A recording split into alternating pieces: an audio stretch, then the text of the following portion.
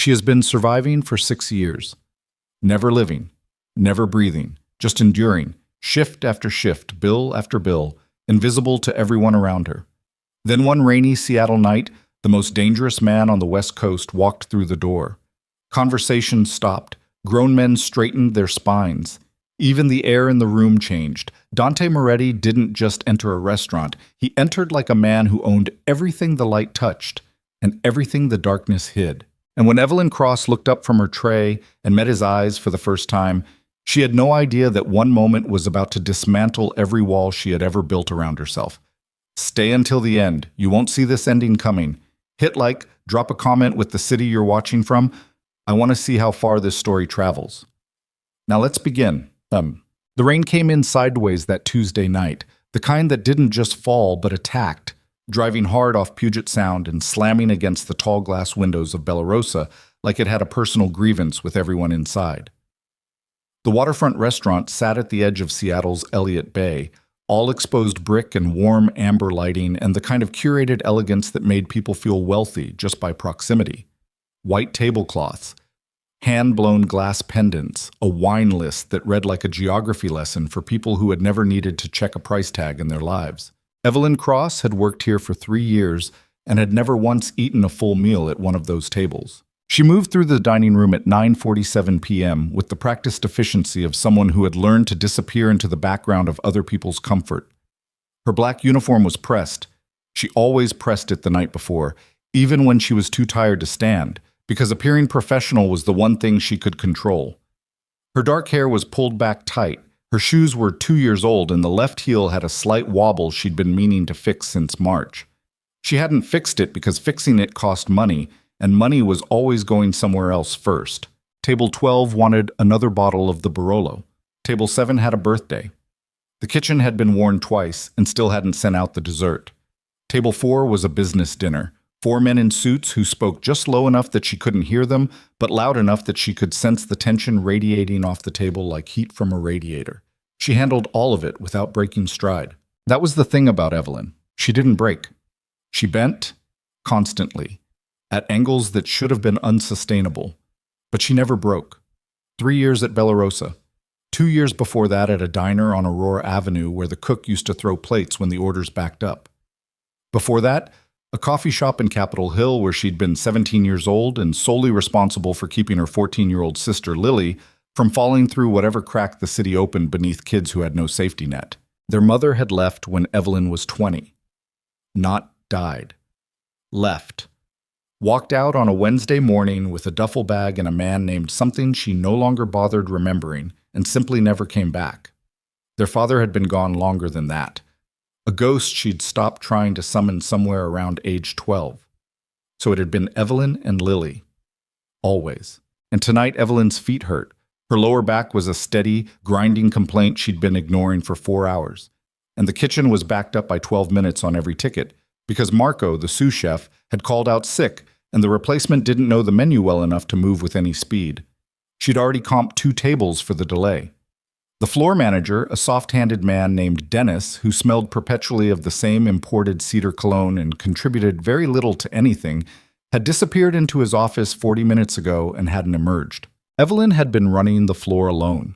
This was not unusual. She picked up a ticket from the pass, balanced 2 plates on her left arm with the mechanical precision of someone who had done it thousands of times, and pushed back through the dining room.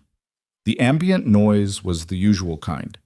Silver on china, low conversation, rain against glass, the faint strain of jazz from the speakers near the bar. She delivered the plates, answered a question about the halibut preparation without consulting anyone, refilled a water glass that hadn't been touched, and turned back toward the service station. That was when the front door opened. She didn't notice it immediately. The door opened and closed dozens of times on a busy night, and Evelyn had long since trained herself to tune out ambient movement unless it required her direct attention. She was rechecking Table 7's ticket when she registered the change in the room, the way you register a shift in barometric pressure, not through any specific sight or sound, but through a generalized alteration in the atmosphere. Conversations didn't stop. They lowered.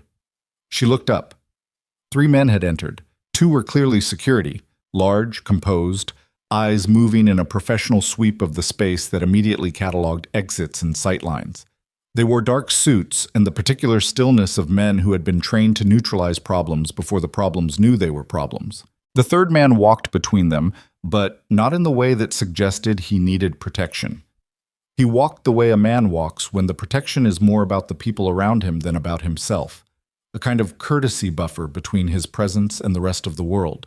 He was tall, broad in the shoulders in a way that good tailoring almost successfully disguised. Dark suit, no tie, a white shirt open one button at the collar. Dark hair, clean cut, jaw that looked like it had been carved rather than grown. He was younger than she expected, mid-30s at most. But his face carried a kind of weight that had nothing to do with age. It was the weight of decisions, of consequences, of years spent understanding that every choice had a price and paying that price without flinching. He scanned the room once. She knew that kind of scan. It wasn't curiosity, it was assessment. She had turned back to the service station and was reaching for a water pitcher when Marcus, the maitre d', appeared at her shoulder with a level of urgency he usually reserved for fire alarms and visits from the restaurant's ownership group. "Dante Moretti," Marcus said quietly, in the tone of a man reciting something sacred and terrifying simultaneously. He called ahead. "He wants the corner table, the private one." "The private table's occupied," Evelyn said. "Reservation until 10:30. "I know. So move them." "I already comped their entire bill and gave them a gift card for their trouble." Marcus was already sweating slightly. "He wants you to handle the table personally," he specifically requested. She looked at Marcus. "He requested me." "He asked for the woman who was running the floor." Marcus said it like he wasn't sure whether that was good news or bad news, which was precisely how Evelyn felt about it. "I told him your name." She set down the water pitcher. "Fine." The corner table at Bella Rosa was positioned slightly apart from the main dining room, separated by a low architectural partition and angled toward the window. On clear nights, it had a direct view of the harbor. Tonight, it had a view of rain-hammered darkness and the distant lights of the ferry terminal smearing gold across the water. It was the most private table in the room, and it was the table the restaurant quietly kept available for guests who required discretion. Evelyn had served at that table before. She knew what it meant. She collected the menu, one menu, she noted, he hadn't mentioned guests, and crossed the room. The two security men had positioned themselves with the casual expertise of people who did this constantly. Close enough to respond, far enough to provide the illusion of privacy. She passed them without acknowledgement and stopped beside the corner table. Dante Moretti was looking out at the rain. Up close, he was more striking than the distance had suggested and also more tired. There were shadows beneath his eyes that weren't about the lighting. His hands were resting on the table, strong hands, she noticed, with the kind of minor scars across the knuckles that you didn't get from sitting behind desks. He was carrying something heavy, and he was carrying it quietly, which was the most exhausting kind of weight. She recognized it because she carried the same kind. "Good evening," she said. "I'm Evelyn. I'll be taking care of you tonight. Can I start you with something from the bar?" He turned from the window and looked at her. It wasn't the look she was accustomed to in this room.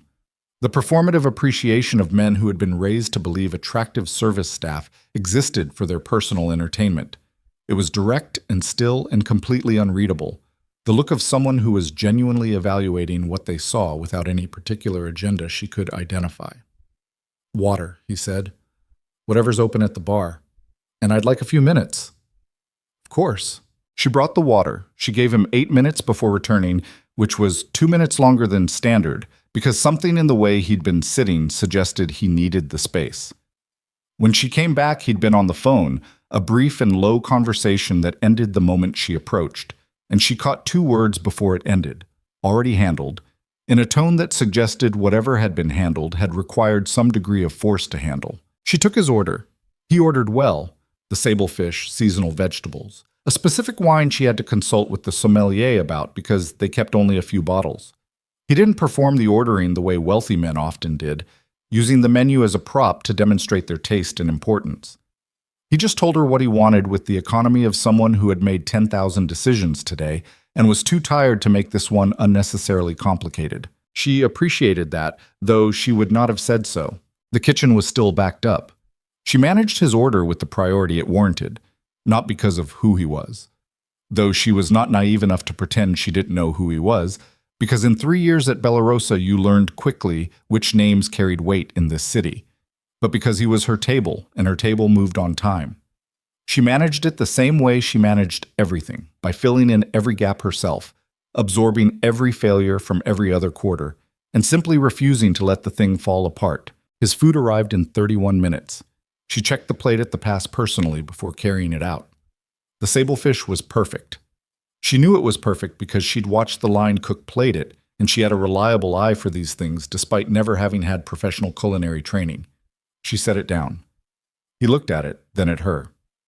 "You watched them make this," he said. It wasn't a question. She paused. "The kitchen was running behind tonight. I wanted to make sure the timing was right." "That your job?" "It's my table," she said. Something shifted in his expression. Not much, just enough. She left him to his dinner and went back to managing the other 14 tables she was running simultaneously. The birthday dessert that had finally arrived at table 7, late, she comped the champagne. Dennis was going to hear about this. The Barolo at table 12, the business dinner at table 4 that was wrapping up with the particular atmosphere of men who had reached an agreement they were all pretending to be satisfied with. She was clearing a side station when the dizziness hit. It wasn't the first time tonight. She'd felt it twice before. A light, swimmy feeling behind her eyes that she'd attributed to not eating because she hadn't eaten, not since the granola bar she'd consumed at 11 that morning while standing over Lily's homework before catching the bus to her afternoon prep shift. The prep shift bled into the dinner service with no real break. She'd been on her feet for 9 hours, and something inside her had been depleting steadily all evening, the way a phone depletes when you don't notice you've left every app running. She gripped the edge of the side station and breathed through it. She was good at breathing through things. The second wave came harder, and she made the mistake of looking up too fast. The room tilted. The amber light from the pendants bloomed and smeared. Her left knee buckled. The wobble in the heel, she thought distantly, absurdly. And the tray she was carrying went sideways, and she reached for the station to catch herself and missed it completely. And she didn't hit the floor. Something caught her. Specifically, someone. She became aware of several things simultaneously. That she was being held upright by arms that were considerably stronger than she'd expected. That the tray had indeed hit the floor because she could hear the distant crash of it somewhere behind her. That the dining room had gone briefly and completely silent. And that the person holding her was tall enough that her face was pressed against a shoulder that smelled like cedar and something darker underneath. Something that was just him. She pulled herself upright. Dante Moretti was standing in front of her, both hands on her arms to steady her, watching her with an expression she couldn't fully read because she was still working to get her vision to stop doing the thing it was doing. "I'm fine," she said immediately, because this was her first instinct in every situation, accurate or not. "You're not," he said. "I lost my balance. The heel—" "You were about to pass out." "I wasn't. I watched it happen from across the room." His voice was level, not concerned in a theatrical way. Matter of fact, the way someone states something they observed and are not interested in debating. "When did you eat last?" The question landed harder than she expected, possibly because she had to actually stop and calculate the answer. "This morning." "This morning." He said it back flat. "And you've been running this floor for how long tonight?" She didn't answer that. "Sit down," he said. "I can't sit down. I have 14 Sit down," he said again, and there was something in the second iteration of it, not louder, not harder, but more final, that made the argument she was forming in her head feel suddenly exhausting even to herself. Marcus materialized from somewhere pale and alarmed, and 2 of the servers who'd been watching from across the room came forward to take over the tables without being asked. Evelyn let herself be guided. She told herself it was tactical, that arguing would make a bigger scene, to a chair near the service station, out of the direct sight line of the dining room. Dante crouched in front of her, which struck her as an odd thing for a man of his particular reputation to do. Getting low to be level with someone who had just nearly collapsed. He studied her face the way he'd studied the menu, with the directness of someone who wanted accurate information and wasn't interested in the performance around it. "Is there someone who can cover the floor?" he asked. "Dennis," she said, the floor manager. He's in his—" "I know where he is." He stood, said something to one of his security men that she couldn't hear. The security man disappeared in the direction of the manager's office. Dennis emerged 90 seconds later looking like a man who had been startled out of something comfortable, straightening his jacket, his expression already composing itself into the particular shape of someone about to manage a situation they hadn't created and didn't entirely understand. He took one look at Evelyn and then one look at Dante Moretti standing in the middle of his dining room and arrived at the correct conclusion that his evening had just changed direction. "She needs food, water, and a place to sit for 15 minutes, Dante said to Dennis, in the tone of someone issuing instructions they fully expected to be followed. "And then she needs to go home." "Mr. Moretti, Can you?" Dante said. Dennis could not apparently finish that sentence. Evelyn ate. Someone brought her soup from the kitchen. Actual soup, not staff meal. The good onion soup that sold for $18 a bowl, and a glass of water and a roll from the breadbasket, and she sat in the back hallway near the service station and ate it with the slightly disconnected feeling of someone operating in a situation they hadn't anticipated and couldn't fully categorize. She felt better after 5 minutes. She felt considerably better after 10. She felt something closer to herself, sharp, functional, slightly humiliated, by the time she finished the soup. She stood up and walked back toward the dining room. Dante was back at his corner table. The room had resumed its normal ambient noise. Dennis was managing the floor with significantly more visible effort than he usually applied. She approached the corner table. "Your check," she said, setting it down. He looked at it, looked at her. "How long have you been running this floor by yourself?" "That's not—" "How long?" 4 hours. A pause. "Maybe 5. While managing 14 tables." 15. Table 11 came in at 8. He was quiet for a moment. Then, "You were going to keep going." "I was going to finish my shift." "Until you hit the floor." She didn't have an answer for that, because it was true, and she knew it was true, and the fact that it was true bothered her more than she wanted to show. "I don't have the option of not finishing my shift," she said, and she hadn't meant it to come out the way it came out, raw, direct, with the tired honesty of someone who has spent too long performing fine. But she was depleted enough that the usual filters weren't working at full capacity. He looked at her for a long moment. "What's your full name?" he said. "Evelyn Cross." He wrote something on the inside of the check folder, not on the receipt, on the folder itself, and stood. He was taller than she'd clocked initially. She had to make a small adjustment in how she was holding herself to maintain eye contact without tilting her head back, which she refused to do. "Thank you for dinner," he said. It was said simply, without the performed graciousness that wealthy men in this restaurant usually deployed. He said it like he meant it, which was its own kind of disorienting. He left. She opened the check folder. He had left 23% on an already substantial bill, which was reasonable without being ostentatious. But that wasn't what stopped her breathing for a moment. On the inside cover, in handwriting that was clean and spare, he had written a phone number and beneath it, 4 words. "Call if you need." She stared at it for longer than she should have. Then she closed the folder, slipped the receipt through for processing, and went back to work. She didn't call. She thought about it twice on the bus ride home. The crosstown 44, half empty at this hour, rain still hammering the windows. And both times she talked herself out of thinking about it by reminding herself of exactly the kind of man Dante Moretti was. She had lived in Seattle long enough and worked at Bella Rosa long enough to know the name. Not the details. The details were the kind of thing that stayed in quiet rooms and never reached newspapers, but the weight of it, the way Marcus had said it, the way the 2 security men moved, the way the room had shifted when he walked in, not from celebrity, but from something more animal than that. She had enough complication in her life. She unlocked the apartment door at midnight. The apartment was a 2-bedroom in the Central District, 3rd floor of a building that was perpetually promising renovations and perpetually not delivering them. The hallway smelled like the neighbor's cooking, something heavy with garlic and cumin, and the elevator had been broken since February. Lily was asleep on the couch with her laptop open and a textbook splayed across her chest. She was 23 now. Not a kid anymore, though Evelyn sometimes forgot this. A junior at UW studying architecture, carrying a partial scholarship, and a course load that should have been impossible and somehow wasn't because Lily had inherited their mother's stubborn brilliance without inheriting anything else about her. Evelyn stood in the doorway and looked at her sister sleeping. The laptop screen was still on, open to a structural engineering problem set. Lily had dark circles under her eyes that matched Evelyn's own. She picked up the textbook carefully, set it on the table, and turned off the lamp. She went to her room. She sat on the edge of the bed and pulled off her shoes. Her left heel came apart in her hand.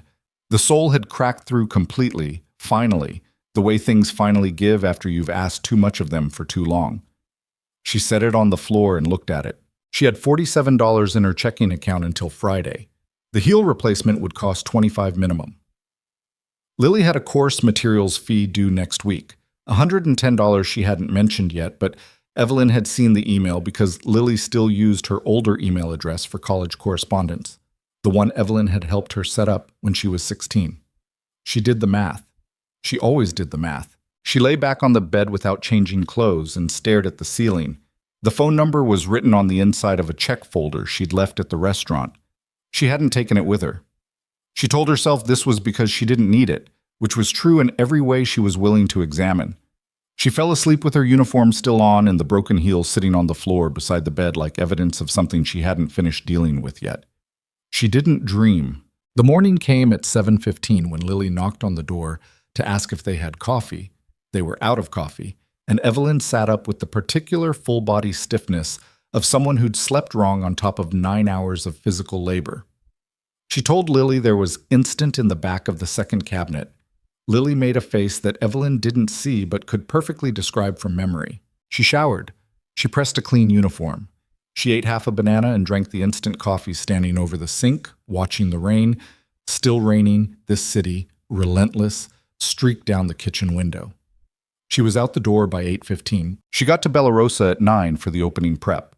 The lunch service started at 11:30, and she had inventory to check and a staff schedule to review because 2 of the servers had requested the same Saturday off, and someone had apparently approved both requests without checking, which was the kind of thing that happened when Dennis was involved in decisions. She was in the back office working through the schedule when Marcus appeared in the doorway.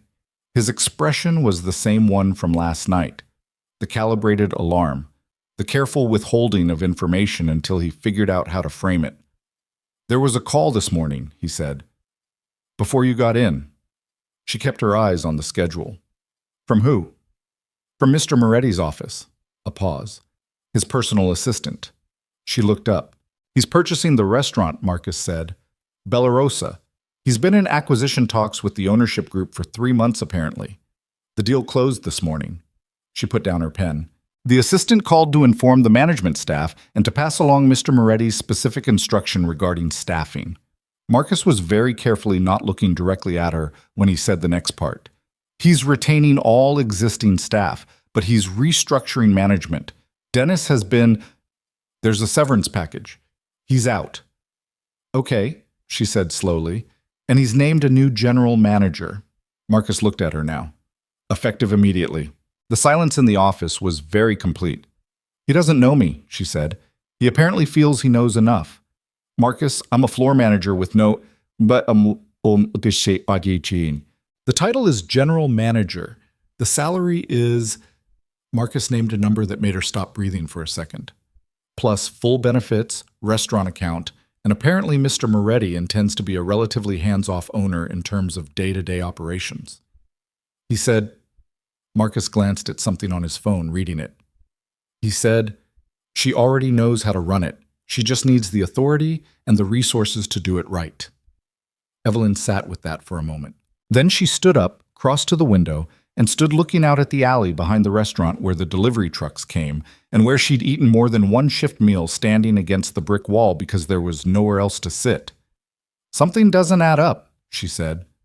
"No," Marcus agreed, with the calm of a man who had already done this calculation and arrived at the same conclusion. "It doesn't. He comes in for one dinner and decides to offer me a position like this. He apparently watched you run a 15-table floor alone for 5 hours while running on empty, catch an emergency, and still check the quality of his plate personally before delivering it." Marcus paused. "I don't know what else he saw, but I think that might have been enough. Or it's something else entirely." Also possible. She turned back from the window. What do you know about him? Really know, not what people say.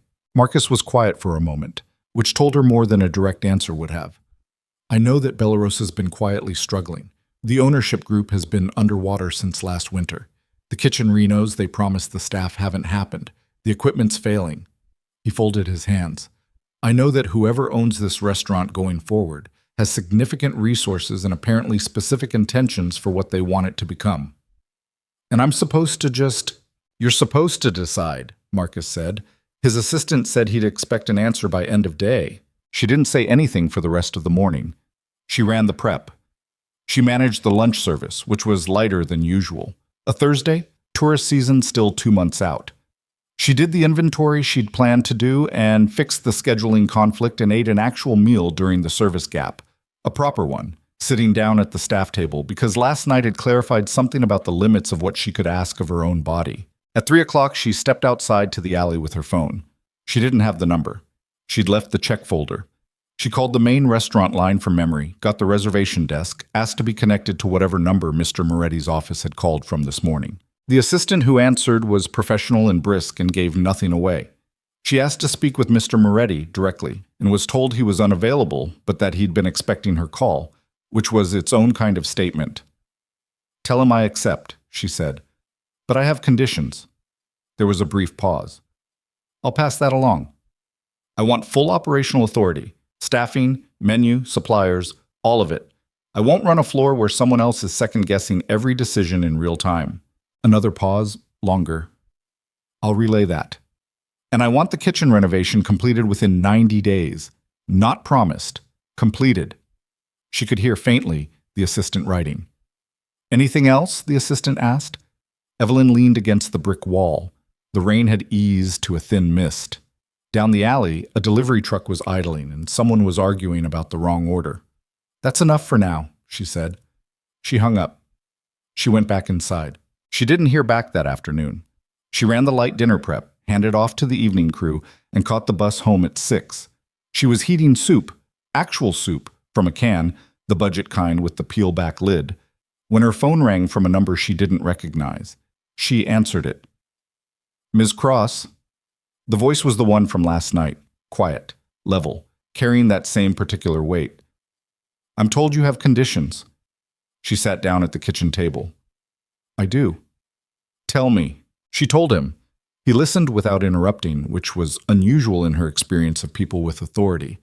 They usually interrupted to demonstrate they'd already considered what you were saying and found it acceptable or not acceptable, whichever served them more efficiently. He just listened. When she finished, he was quiet for 2 seconds. Agreed, he said. All of it. All of it. A pause. The renovation will take 110 days to do correctly. I won't cut corners on the kitchen. Fine. Another pause. You're not going to ask why. Why what? Why I'm doing this. She looked at the soup cooling on the stove. I'm going to ask it eventually, she said. I just don't think tonight is when you're going to tell me the truth about it. The silence that followed was long enough that she almost said something to fill it. She didn't. Monday morning, he said, 9 o'clock. I'll be at the restaurant. I'll be there. He ended the call. Lily came out of her room, drawn by the smell of soup, and stopped when she saw Evelyn's expression. What happened? Evelyn looked at her sister. 23 years old, architecture textbooks, a scholarship she was killing herself to keep, course fees she hadn't mentioned because she knew better than to add to the pile. Something changed, Evelyn said. She got up and poured the soup into a bowl. Something changed, and I don't know what it means yet. Good changed or bad changed? She thought about the phone number on the inside of the check folder. She thought about the way he'd crouched in front of her when she'd nearly fallen, getting level with her, which was not the behavior of a man who was used to looking down at people even though he clearly could. She thought about she already knows how to run it. She just needs the authority and the resources to do it right. She thought about the name Dante Moretti and everything that name carried in this city. I don't know yet, she said honestly. Eat your soup.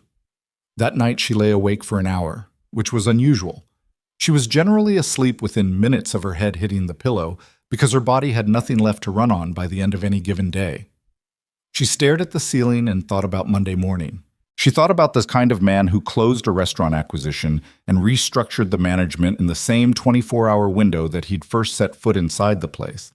The kind of efficiency that required wasn't just resources, it was clarity of purpose, an already made decision waiting for confirmation.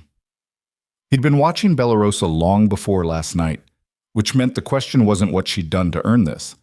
The question was what she'd confirmed, and she didn't know the answer to that yet, which meant Monday morning wasn't just the beginning of a new job. It was the beginning of understanding exactly what she had walked into, and whether the door behind her was still open or whether it had already, quietly, closed. Monday came in cold and clear, which was unusual for Seattle in early April, the kind of morning that felt like the city was holding its breath. The light off the harbor was flat and silver, and the streets near the waterfront were still wet from the weekend rain, even though the rain itself had stopped sometime before dawn. Evelyn arrived at Bellarosa at 8:40. She told him 9. She came 20 minutes early because she always came 20 minutes early, because being early was how you controlled the variables before someone else did. She had her notebook. She had a printed copy of the last 6 months of inventory records she'd pulled from the back office system before the handover. The supplier contract she'd located in the filing cabinet Dennis had apparently used primarily as a storage space for old takeout menus and golf magazines, and a list of 12 items she'd identified as immediate operational issues that needed addressing in the first 30 days. She stood at the host stand and looked at the room. In the morning light, before the service staff arrived and before the kitchen crew filled it with noise and heat and the smell of prep work, Bellarosa looked exactly like what it was. A beautiful space with a serious infrastructure problem. The exposed brick was original and good. The pendant lighting was well chosen. But the ceiling near the kitchen pass had a water stain she'd been watching spread for 2 months. 2 of the banquette cushions on the east wall were worn through at the corners. The bar top had a hairline crack running 18 inches along the grain that had been filled and refinished so many times. The filler was starting to lift. The kitchen, she knew, was worse. She'd worked around it long enough to know exactly how much the line crew compensated daily for equipment that was past its service life. The convection oven with the uneven heating they'd learned to rotate around, the refrigeration unit that ran 3 degrees warmer than its display indicated, the ventilation that was supposed to run at a certain capacity and clearly wasn't. She made notes. She was always making notes. The front door opened at 9:02. Dante came in with 1 man instead of 2, which she noted. The same security she'd seen Friday, the taller of the 2, with a watchful quality she'd clocked as more intelligence gathering than muscle, but only 1. Either this was deliberate reduction, suggesting he considered this a lower threat environment than a public dinner service, or it was a signal about the register of the meeting. She wasn't sure which, and she filed the uncertainty. He looked different in the morning, not softer. That wasn't the word. Less composed, maybe. In the specific way that early hours eroded the performance people built around themselves. He'd slept, she could tell, but not well, or not enough. There was a tension in the set of his jaw that hadn't been there Friday, or had been there and she hadn't been looking for it. He looked at her, then at the notebook and the papers spread across the host stand. "You've been here a while," he said. 20 minutes, she said. "There's a lot to cover." He looked at the papers. Something in his expression shifted. Not quite approval, not quite something else, just a recalibration. "Let's sit." They took the corner table. His, apparently, by default. The security man positioned himself near the bar, out of earshot, and picked up his phone with the practiced casualness of someone performing disinterest. Evelyn laid out her 12 items. She took him through them without preamble. The water stain, the equipment failures, the supplier contracts that had 2-week notification clauses she wanted to exercise on 3 of them because she'd already identified better terms elsewhere. The staffing problem, 2 senior servers she wanted to retain and 1 she wanted to let go, a line cook she'd been watching for 6 months who deserved a promotion the previous ownership had slow-walked for reasons she suspected were financial. The kitchen renovation timeline she wanted to discuss in specific phases rather than as a single project because doing it all at once would require closing the restaurant for a period that would cost more than the renovation itself in lost revenue. He listened the way he'd listened on the phone. No interruptions, no performance of listening, just the real thing. When she finished, he was quiet for a moment. "The line cook," he said. "Promotion to what?" "Sous chef. The current sous chef is coasting, and the crew knows it. It's affecting morale." "You'd let the current sous chef go, with appropriate notice and severance. He's not a bad cook, he's just stopped caring. That happens." She looked at him directly. "I'd rather manage it cleanly than let it drag. The supplier contracts, the 3 you want to renegotiate. What are the new terms?" She showed him. He looked at the numbers, looked at her. "You found these over the weekend," he said. "I found 2 of them months ago. I didn't have the authority to act on them." He leaned back slightly. "You do now. I know. That's why I'm telling you, not asking." There was a pause. Not uncomfortable. Just the kind of pause that happens when 2 people are recalibrating their read on each other in real time. "The kitchen renovation," he said. "Walk me through the phases." She did. He asked good questions. Specific, resource-focused, not the questions of someone performing due diligence, but the questions of someone who actually understood operational logistics. She found herself slightly surprised by this and made a conscious effort not to show it, because showing it would tell him more about her assumptions than she wanted to volunteer. By 10:30, they had covered everything on her list. She closed her notebook. "Now I want to know something." "Go ahead." "Why Bellarosa? You have, I don't know the full scope of your holdings, but you have enough that this one restaurant is not a significant financial investment. The acquisition alone probably costs more in legal fees than this place earns in a quarter." She watched him. "So what's the actual reason?" He was quiet. "I told you Friday night I'd ask eventually," she said. "And I told you I didn't think you'd be ready to tell me the truth about it yet." She held his gaze. "Is today different?" He looked at her for a long moment. Outside, a delivery truck rumbled past on the street, and the light shifted slightly as a cloud moved across the harbor. "I've been watching this block for 2 years," he said finally. "The location, the foot traffic patterns, the demographic data. The waterfront's changing. The development north of here is going to pull significant disposable income into this corridor within 18 months. Bellarosa's positioned perfectly for it." "That's the business reason," she said. "That's one reason." "What's the other one?" He looked at the table for a second. When he looked back up, his expression was still controlled, but underneath it, something had shifted that she couldn't fully name. "The other reasons are less straightforward. Most real reasons are." He almost smiled. It didn't quite get there. "You're very direct, Ms. Cross. I can't run something effectively if I don't understand the parameters. And you need to understand the parameters before you feel safe proceeding." "I need to understand the parameters before I feel informed enough to do my job well," she said, which was a correction that was also a statement of something more personal than job performance. And she knew he heard it that way because of the slight stillness that came into his face. "You'll have full operational authority," he said. "What happens inside this restaurant is yours. I won't interfere with that." "I understand that. That's not what I'm asking about." He was quiet again. Then, "There are things connected to my name that are complicated. You're not unaware of that." "No." "And you took the job anyway." "I took the job for my own reasons," she said. "Which doesn't mean I'm not keeping my eyes open." Something moved through his expression at that. Something that might have been respect or might have been a reassessment, and she still couldn't read him well enough to know which. "I'll be in Seattle for the next several weeks," he said. "During the renovation planning, I'll want regular updates. That means some overlap in our schedules." He paused. "I'm telling you that in advance rather than having it develop without warning." "I appreciate that." "I'm not sure you do yet," he said. "But I think you will." She drove home that night. She'd taken the bus to work, but Marcus had offered her the use of the restaurant's reserved parking for the duration of her tenure, which was a small thing, and also not a small thing at all, with the conversation running on a quiet loop in her head. Not the operational items, those she'd already sorted and filed and begun acting on mentally. The other parts, the pauses, the things that had been said slightly sideways of their actual meaning. She had learned in years of managing difficult rooms to read people. It was a survival skill more than a professional one, knowing when a table was about to turn ugly, when a conflict in the kitchen was 2 exchanges away from becoming physical, when someone was telling you one thing and meaning another.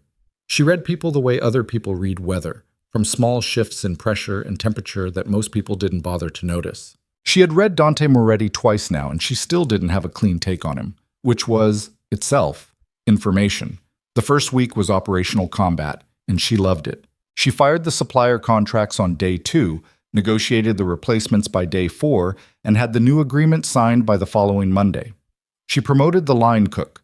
His name was Rafael, 28, from Guadalajara, with hands that moved like he'd been born in a professional kitchen, and managed the previous sous chef's departure with the clean efficiency she'd promised.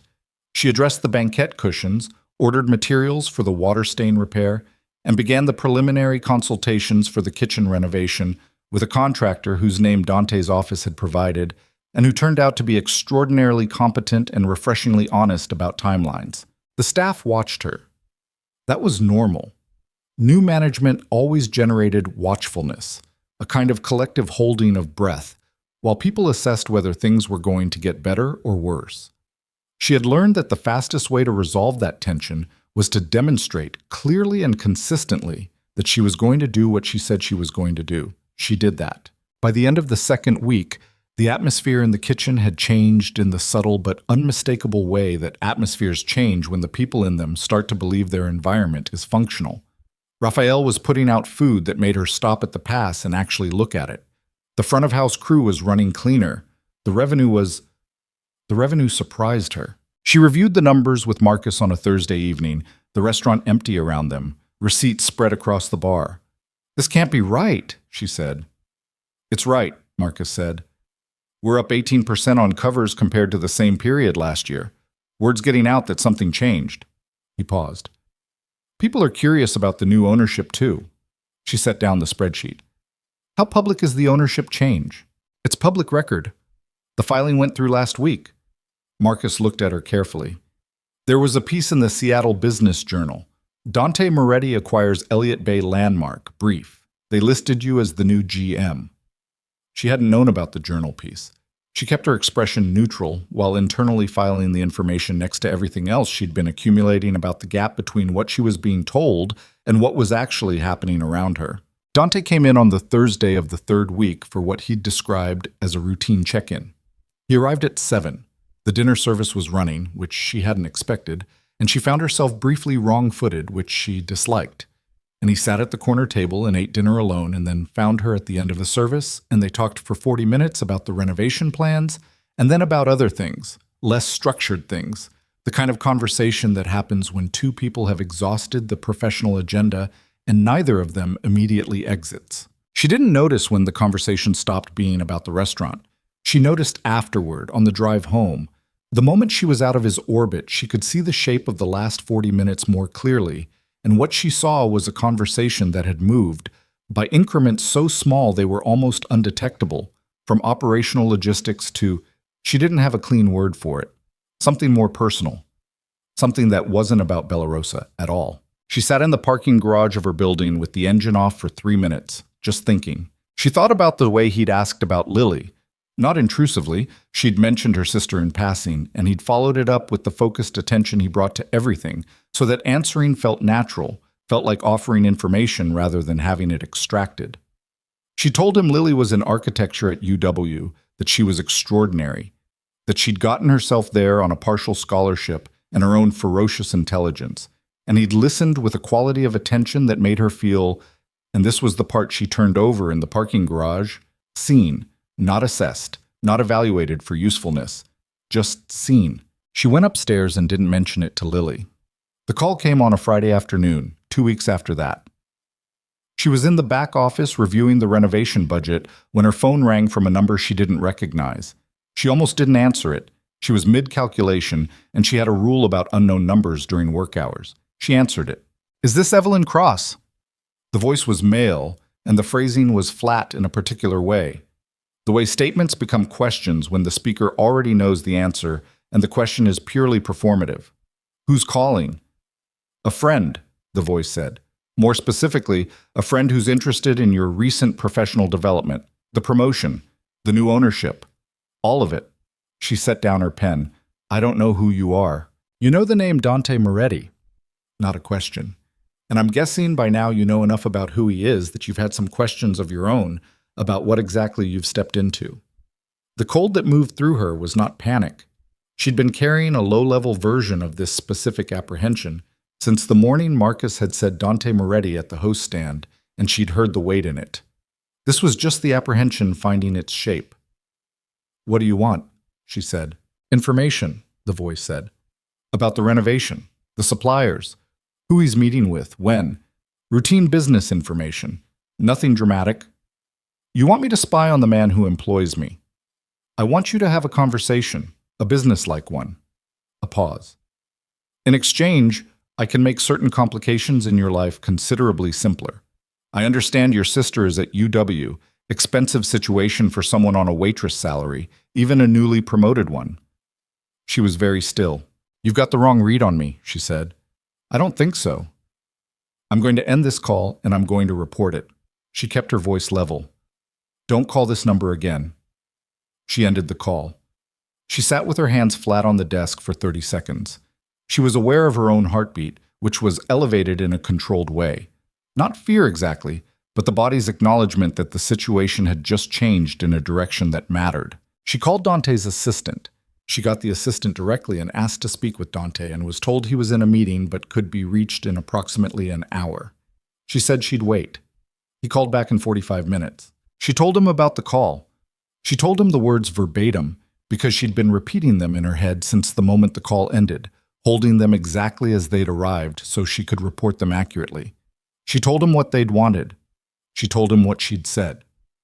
When she finished, he was quiet for longer than she'd come to expect from him. He was usually fast, not impulsive, but quick, his processing happening at a speed that meant his silences were short. This silence was not short. "Where are you right now?" he said. "Back office at the restaurant." "Stay there." His voice had changed. The controlled quality was still there, but something beneath it had tightened. "Don't go anywhere until I call you back." "Dante." 30 minutes, he said. "Don't leave the building." He hung up. She put her phone on the desk and looked at the renovation budget still open on her screen. The numbers blurred slightly. She blinked them back into focus. 32 minutes later, one of the security men she recognized from that first night walked through the restaurant door and found her in the back office. He didn't explain anything. He asked her to come with him. His tone was professional and entirely without warmth, and she understood that this was not a request in any meaningful sense. She came with him. He drove her in a black SUV that was parked illegally in the loading zone outside and that nobody had apparently ticketed. Not to a location she recognized, but to a building in Soldado, a converted warehouse near the rail yards that had no visible signage and a security setup at the entrance, she noted, with the careful attention she was devoting to everything in her immediate environment. Dante was inside. There were 3 other men she didn't know. She cataloged them quickly. Late 30s to mid-40s, none of them soft, all of them carrying the same alert stillness as his security. A table with laptops, a wall-mounted screen showing what looked like surveillance footage. He crossed to her immediately when she came in, which surprised her. She had expected to be managed to a waiting area while the actual conversation happened somewhere she wasn't. "Are you all right?" he said. "I'm fine." She held his gaze. "Tell me what's happening." His jaw tightened fractionally. He looked at one of the other men, a gesture, slight. And the other men moved to the far side of the room with the coordinated ease of people who were used to this. "The man who called you," Dante said. "His name is Victor Salazar." She'd never heard the name. She said so. "He runs a network in this city that has been intersecting with my operations for the last 3 years. Dante's voice was flat and precise. "He's been looking for leverage, something to use." He paused. "He found you. He found a restaurant manager. He found the person I promoted the morning after meeting her." His eyes stayed on her face. In his red, that's not a routine hire. She understood what he was saying. She didn't say it back. "He's been watching you since the Business Journal piece ran," Dante said. "Your apartment building, your sister's campus schedule." The cold came back, sharper this time. "Lily. She's not in immediate danger, but Salazar doesn't do things by accident. The call today was a test. He wanted to see how you'd respond, whether you'd tell me, how fast." Dante looked at her steadily. "You passed his test, which means he's now moving to the next phase." "What's the next phase?" Dante didn't answer immediately.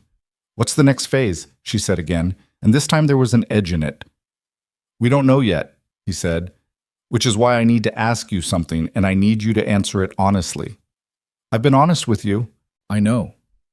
He held her gaze. Do you want out? If you want to walk away from Bella Rosa, from all of this, right now, tonight, I can arrange it. New position somewhere else. Relocation assistance, no trace back to me or to this. He paused. It won't be easy, but it's possible. She stood in the converted warehouse with the surveillance feeds running on the wall behind him, and the weight of everything she'd walked into pressing against her sternum. And she thought about the broken heel on her bedroom floor, and the $47 in her checking account, and Lily's textbook spread across the couch, and the granola bar she'd eaten at 11 a.m. on a Friday, and called it enough. She thought about the soup, the phone number. She already knows how to run it. She just needs the authority and the resources to do it right. She thought about the way he'd crouched in front of her. No, she said. He was very still. You understand what staying means. I understand that leaving doesn't make Victor Salazar stop existing, she said. And I understand that running is only a solution if the thing chasing you has a limited range. She looked at him. Does he? Dante's jaw worked. No. Then I stay, she said. And you tell me everything I need to know to navigate this correctly. She held his gaze. All of it. Not the version you think I can handle, the actual version. Outside, the rail yards were quiet. Somewhere in the distance, a train moved, slow and heavy, the sound of it traveling through the ground before it reached the air. Dante looked at her for a long moment. Then he turned to the table and opened one of the laptops. And on the screen, she saw a surveillance photograph, grainy, taken from a distance, through a lens that had been working at the edge of its range. It was her apartment building, the front entrance, time-stamped 48 hours ago. And standing across the street, watching the door, was a man she had never seen before in her life. She looked at the photograph for 3 seconds. Then she looked at Dante. How long has he been watching my building? She said. Since the day after the journal piece, Dante said. 4 days. 4 days. She had walked in and out of that building 4 days running, past that street corner, completely unaware that someone was there cataloging her movements, her schedule, the times she came and went, whether she was alone, whether Lily was with her, what the patterns were that could be exploited when the time came to. She stared at the photograph for a long time after Dante stopped talking. 4 days. The number sat in her chest like something swallowed wrong. She had walked past that corner 4 days running. Tuesday morning, when she'd left early for the supplier meeting. Wednesday evening, when she'd stayed late and taken the bus home because she'd forgotten she had the car. Thursday, when Lily had met her for lunch, and they'd walked together from the restaurant to the campus shuttle stop 2 blocks north. Lily had been on that street. You knew, Evelyn said. Her voice came out level, which surprised her because nothing else inside her was level at the moment. You knew he was watching my building and you didn't tell me. Dante didn't look away. We confirmed it 40 hours ago. I was building the full picture before what? She turned to face him completely. Before you decided I had enough information to make decisions about my own life? Before I had something actionable to tell you instead of just frightening you? That wasn't your call to make. No, he said. It wasn't. You're right. She hadn't expected him to concede that immediately, and the immediacy of it took some of the fuel out of the anger, which frustrated her because she needed the anger right now. It was keeping everything else, the cold, the fear, the image of Lily walking obliviously past a man who was cataloging her patterns, at a manageable distance. She turned back to the laptop screen. The photograph was still open. The man in it was unremarkable in the specific way that made him remarkable. Forgettable face, neutral clothing, the practiced stillness of someone who had done this before and knew how to disappear into urban background noise. Who is he? She said. One of Salazar's people, mid-level, surveillance, not enforcement. Dante said it with the careful distinction of someone who understood the difference mattered. He's been rotated out since yesterday. We made sure of that. You made sure. My people identified him. He's been managed. She looked at Dante. Managed means what, exactly? It means he's no longer watching your building, Dante said. And it means Salazar knows that we know. He paused, which changes the timeline. What timeline? He moved to the table, pulled out a chair, and sat. Not at the head of the table. He pulled a chair from the side, the kind of positioning that put him level rather than above, and she noticed it the way she'd noticed him crouching in front of her the night she'd nearly collapsed. She filed it. "Sit down," he said. "Please." She sat. He told her. Not the managed version. She'd asked for the real one, and he gave it to her, which she would think about later. The fact that he actually had. Victor Salazar had been operating in Seattle's gray infrastructure for 11 years. Import logistics, labor contracting, a layer of legitimate business over a network that Dante described with the careful precision of someone who had been studying it for a long time. The conflict between them was 3 years old, rooted in territory that wasn't geographic so much as financial, supply chains, port access, the kind of institutional arrangements that generated money without generating headlines. Dante had spent those 3 years methodically legitimizing his own holdings. Not from a position of moral transformation, he was direct about that, which she appreciated, but from a strategic one. Legitimate operations were harder to attack, harder to leverage, harder to destabilize through the kind of pressure Salazar preferred. It was working. And Salazar knew it was working, which was why he was looking for something personal. "He spent the last 18 months trying to find something I care about enough to protect irrationally," Dante said. "Something that bypasses strategy." She understood what he was saying. She said nothing. "The business journal piece was bad timing," he said. "The acquisition was always going to be public record, but the piece ran the way it ran. My name, your name, the framing of the promotion. It gave him something to look at. And I looked like something you cared about irrationally," she said. "You looked like someone I made an unusual decision about." He held her gaze, which isn't entirely wrong. The warehouse was quiet around them. The 3 men at the far end of the room were doing something at the laptops. She could hear the low sound of keys, the occasional murmur, but they were maintaining the distance Dante had gestured them into and not looking over. "What happens now?" she said. "I'd like to move you," he said. "You and Lily. There's a property on the north end of the waterfront. It's off public record, registered to a holding company. Secure, private. It would be temporary until we resolve the Salazar situation." "Resolve," she said. "Yes." "What does resolve mean?" He was quiet for a moment. "It means the situation ends in a way that removes the threat permanently." She thought about that. "How long?" "Weeks, maybe a month." She looked at the table. Lily had a midterm in 11 days. She had a study group she met on Tuesday evenings in the campus library. She had a boyfriend named James, who Evelyn had met twice and found aggressively ordinary in the way that suggested stability, which was the best thing she could say about him, and whose apartment Lily sometimes stayed at on weekends. "My sister's life can't stop," Evelyn said. "I know." "She has school, she has—" "I know." He leaned forward slightly. "We can work around her schedule, security that's invisible. She doesn't need to know the details if you'd rather she didn't. I'll have someone on the campus, someone on James Whitfield."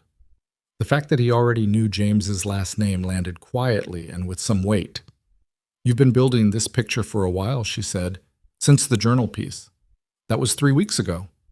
"Yes." She sat with that.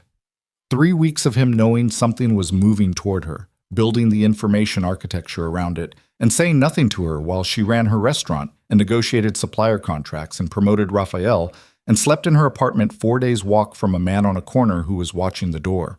"I need you to understand something," she said. "I can handle information.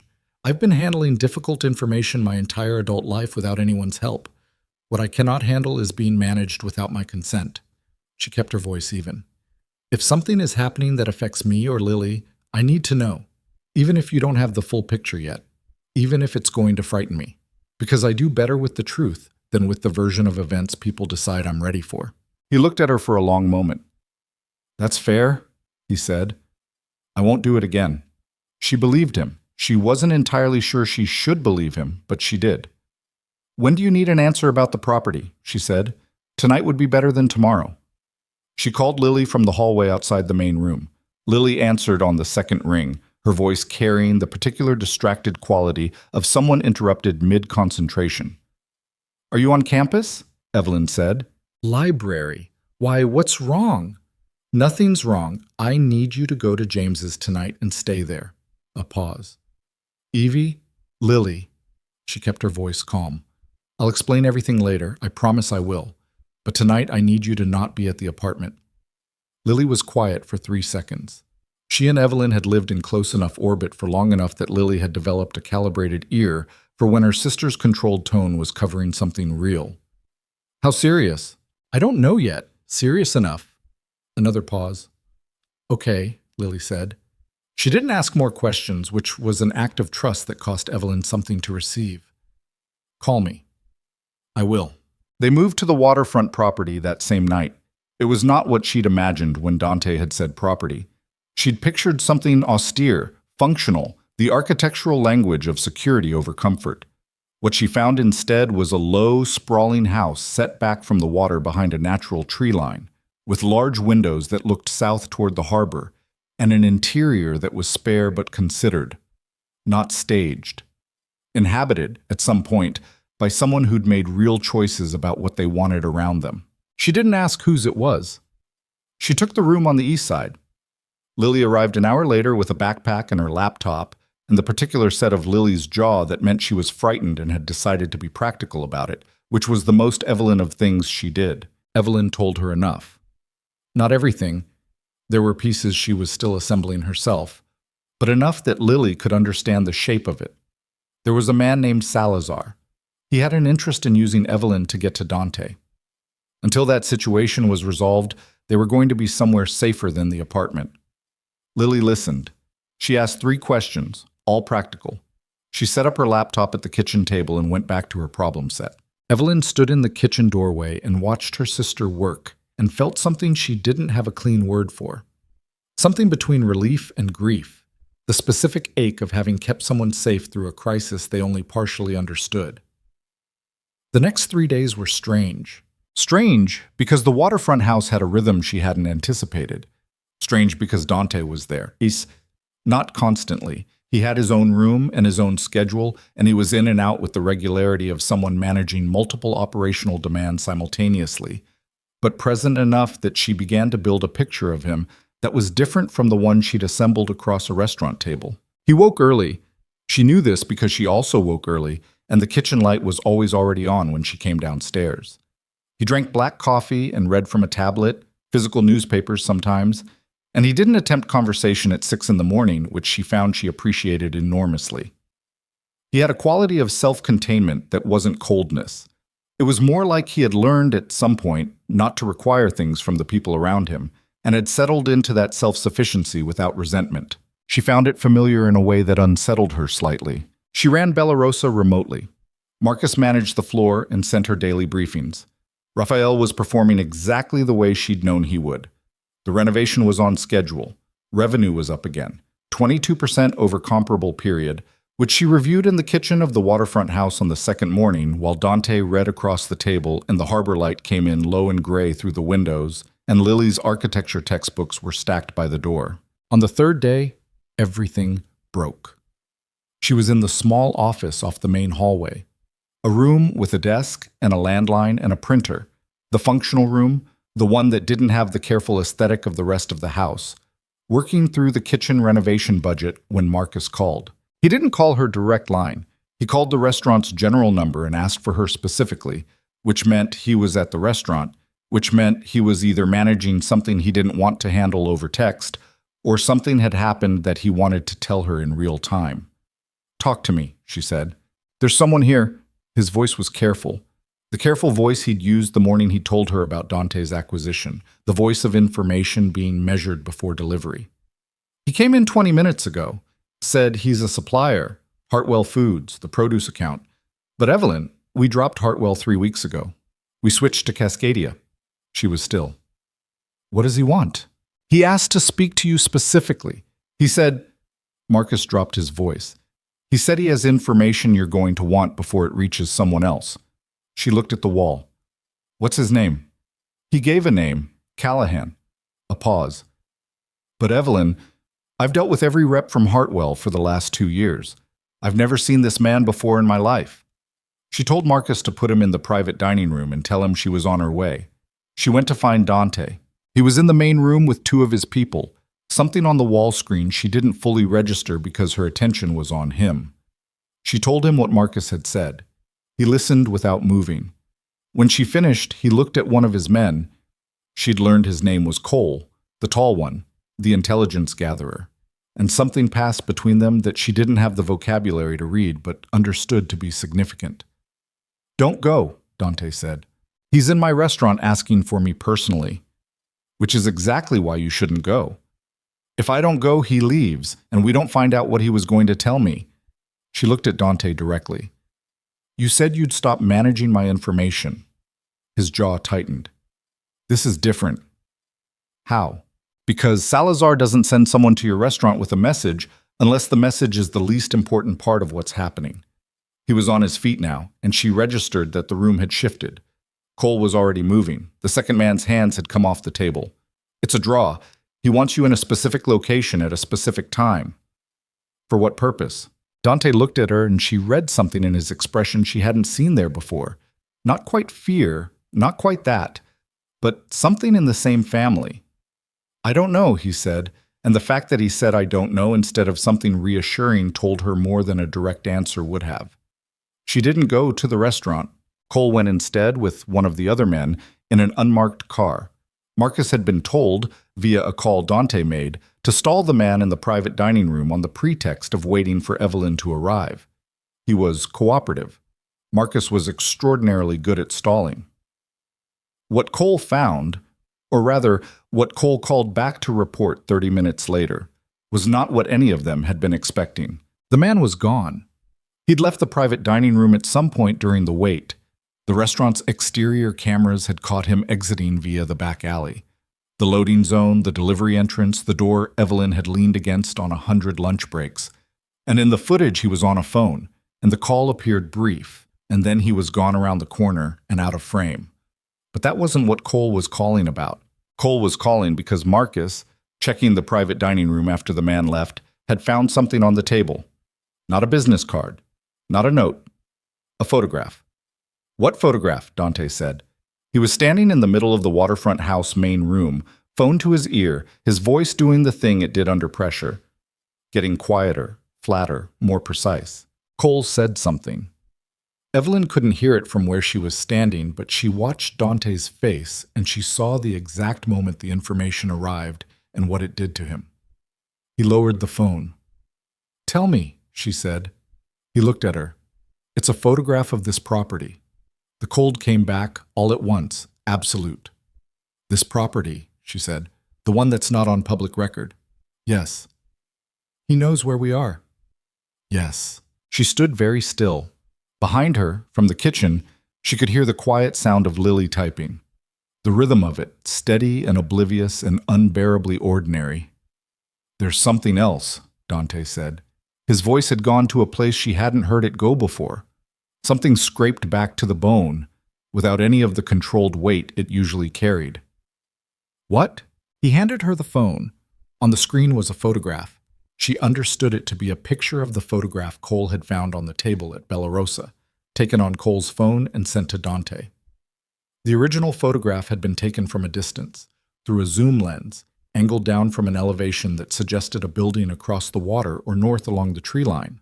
It showed the waterfront house, the kitchen window specifically, and visible through the kitchen window, lit from within, sitting at the table with her laptop open and her architecture textbook stacked at her elbow.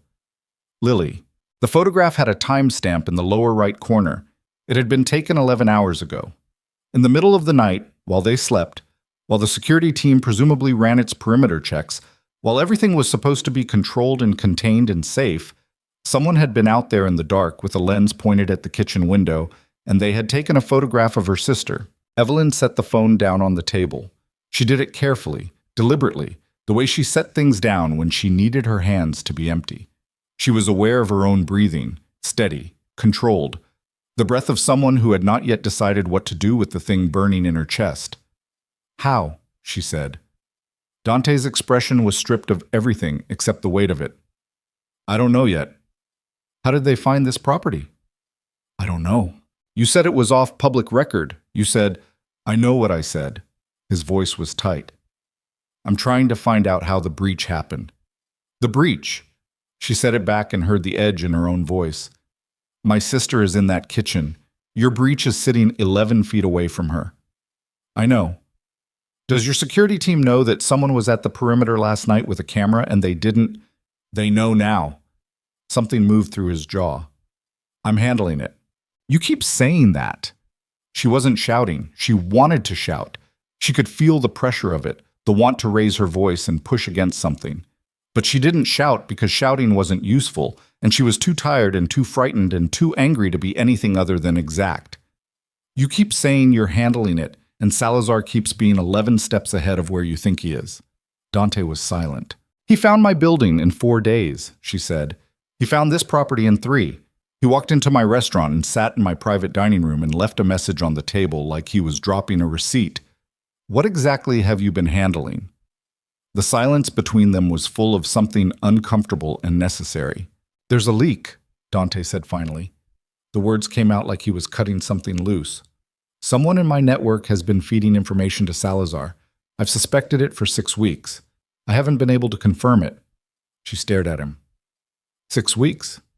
Yes. You've had a leak in your network for 6 weeks, and you moved us to a property that your network knows about. He looked at her, and in his expression she saw it.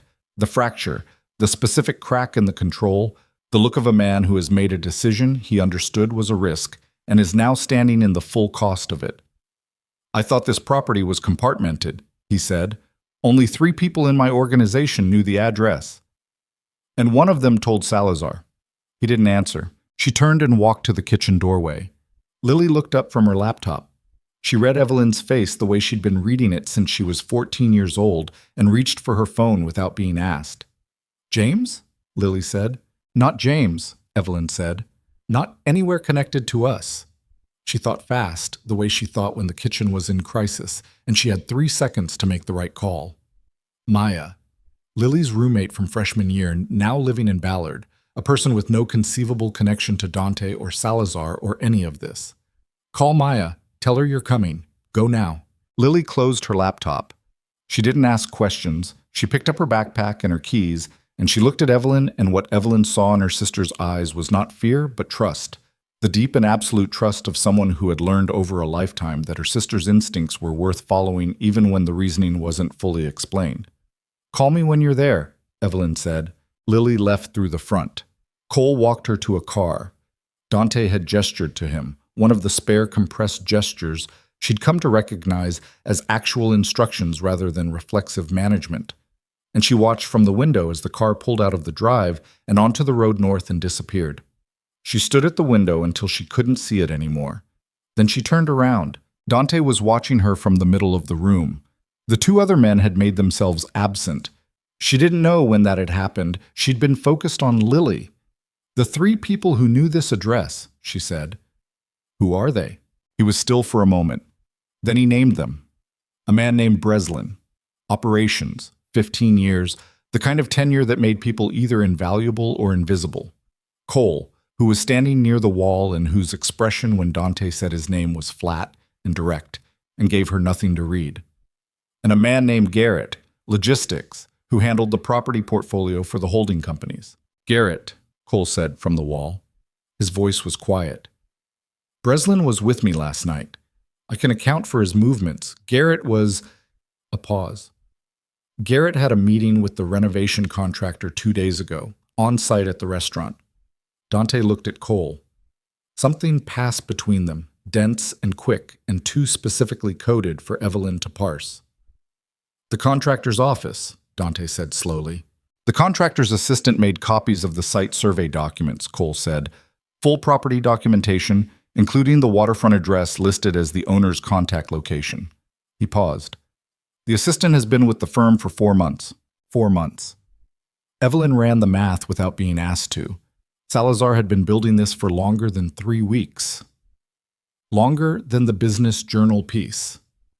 He'd been working backward from Dante's business structure, identifying the seams, inserting people into the gaps. The renovation contractor. Her renovation. The one she had negotiated, the one whose name had come from Dante's office, the one she had trusted because it had come from him, and she had trusted him, and I chose that contractor, Dante said, and his voice had gone to the lowest register she'd heard from him. I recommended him to you. She looked at him. Salazar's been inside this since before I bought the restaurant, Dante said.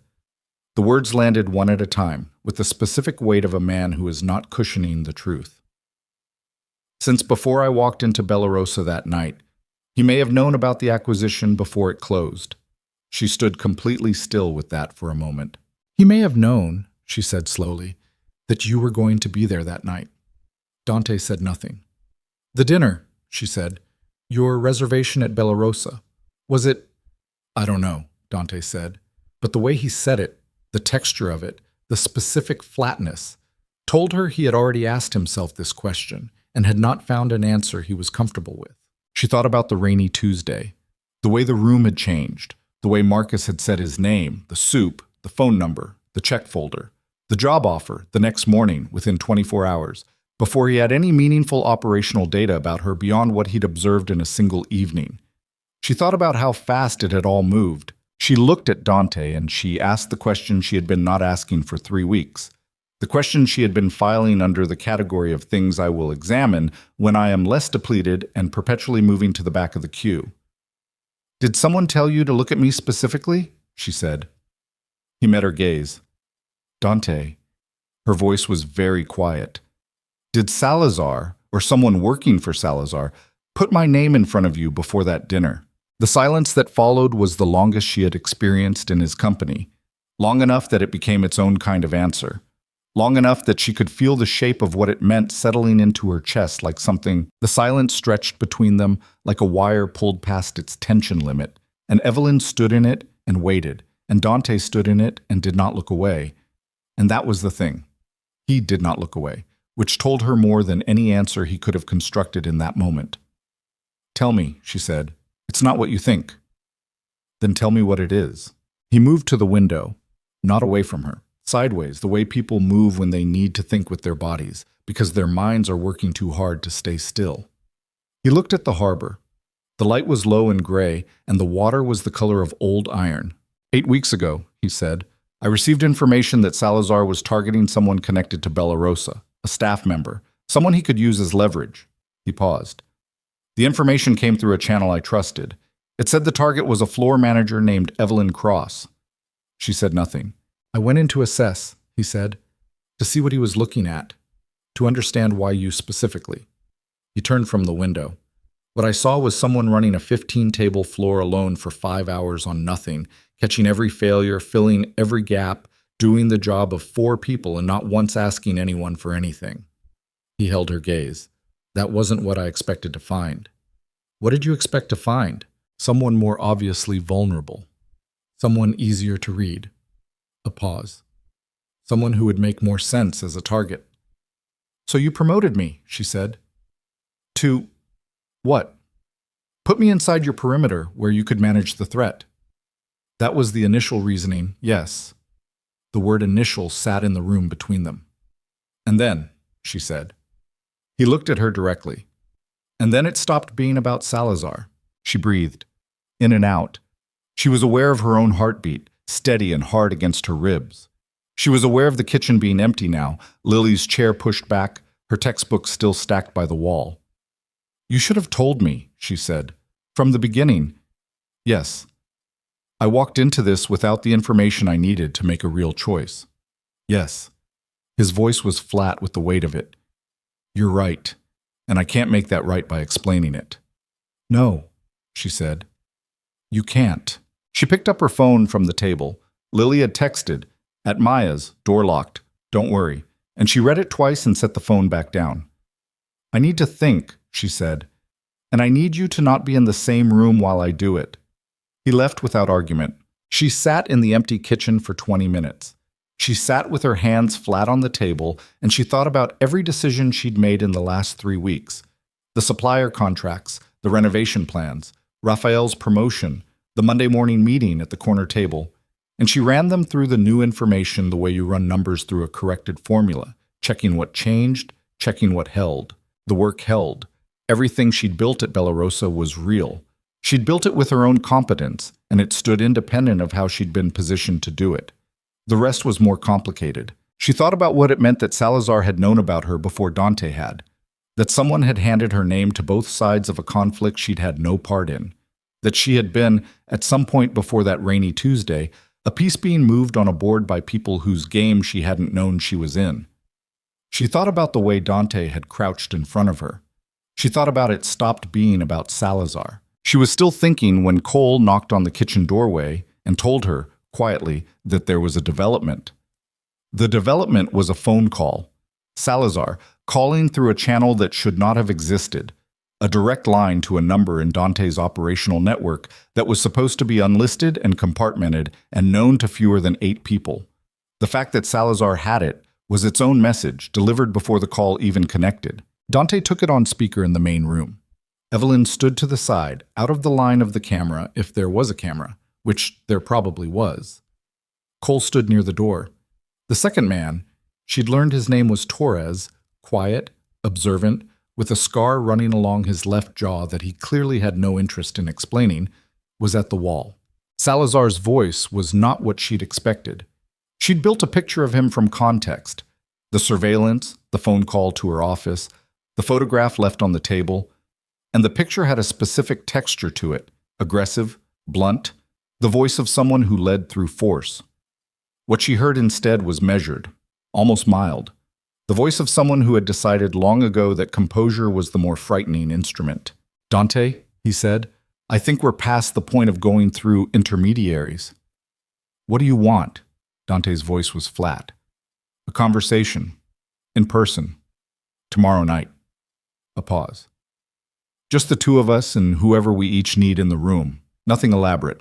I'm proposing the Meridian Warehouse. You know the building. You own the adjacent parcel. Neutral enough. And if I decline, then we continue the current arrangement," Salazar said, "and the next photograph I send you won't be of the house." Another pause. Lighter, almost conversational. "I understand Ms. Cross's sister has a Tuesday study group. Campus library, 5th floor, 7 to 9 p.m. Very regular schedule." Dante's jaw went rigid. She watched it happen, the muscles along the side of his face hardening in a slow, controlled sequence that was the most frightening thing she'd seen from him because it was so contained. The anger was total, and he was keeping it completely inside himself, and the effort of that was visible in every tendon in his neck. "Tomorrow night," Dante said. 9 o'clock. "Good," Salazar said. "And Dante, bring the woman. I want her in the room." The call ended. The room was very quiet. "No," Dante said. He said it to Cole, to Torres, to the room, not to her specifically, the preemptive no of someone who already knew what was coming. "He'll walk if I'm not there," Evelyn said. "I don't care." Then he goes back to the photographs, back to the campus library on Tuesday nights. She crossed the room to stand in front of him. "He specified me because he thinks I'm a liability. He thinks having me in the room gives him leverage he can use on you in real time." She held his gaze. "So use that. Let him think he has it." Dante looked at her. "This isn't a negotiation situation. What Salazar calls a conversation. I know what it is." She said it evenly. "I'm not naive about what tomorrow night is." She watched him. "But I'm already in this. You know that. Keeping me at the edge of it doesn't make me safer. It just means I have less information while the same risks exist." The silence between them was different from the earlier one. That one had been about what hadn't been said. This one was about what both of them were weighing simultaneously. "If you're in that room," Dante said, "and something goes wrong, then we're both in a bad situation," she said, "which is already true from right here." He looked at her for a long moment. She watched him work through it, the calculation, the resistance, the thing underneath the resistance that wasn't strategy. "Stay close to Cole," he said finally. "Whatever happens in that room, you don't move without Cole. You understand?" "Yes. And if I tell you to leave, you leave. No argument. No waiting to see how it plays." "Agreed." He turned away and started talking to Torres, and she heard the operational language begin. The logistics, the positioning, the pre-work that needed to happen before 9 o'clock tomorrow. And she went back to the kitchen and sat down and called Lily. Lily answered on the first ring. "I'm okay," Lily said immediately, before Evelyn could say anything. "Maya's here. We made pasta. I'm fine." Evelyn closed her eyes for a second. "How's the problem set?" "Terrible. The load distribution on the cantilever section makes no physical sense, and I think the professor made an error in the parameters. A pause. Are you okay? I will be, Evelyn said. Stay at Maya's tomorrow. Don't go to campus. A longer pause. Evie? I know. I'll explain everything afterward. I promise. She could hear Lily breathing on the other end, the quiet and familiar sound of it. Her sister in a safe kitchen 40 minutes away, making the decision to trust her one more time. Okay, Lily said. Okay, Evelyn said. Get some sleep. She didn't sleep much herself. She lay in the East Room and listened to the harbor and ran scenarios the way she ran restaurant contingencies. If this, then this. If that collapses, then redirect here. She was not a person who had been trained for what tomorrow night was, and she knew that, and she was not going to pretend otherwise. But she was a person who had spent years reading rooms, reading people, reading the gap between what people said and what they meant, and those were not nothing. She got up at 5:30. Dante was already in the kitchen. He looked at her and didn't say anything and poured her coffee and pushed it across the counter, and she took it. And they stood in the gray morning light and drank it without speaking, and something in that silence was different from all the other silences. Quieter, steadier, the silence of two people who have stopped pretending they aren't carrying this together. The day was long and operational. Cole ran preparation. She participated in the briefing, which Dante allowed without comment, and she listened carefully and asked two questions that earned her a look from Torres that she couldn't fully read but suspected was reassessment. She reviewed the building schematics for the Meridian warehouse. She noted the exits. She noted the sight lines. She asked about Salazar's typical security configuration, and Cole told her. 4 men, usually, deployed at corners, with a principal protection detail of 2 that stayed within arm's reach. He'll have more tomorrow, Dante said.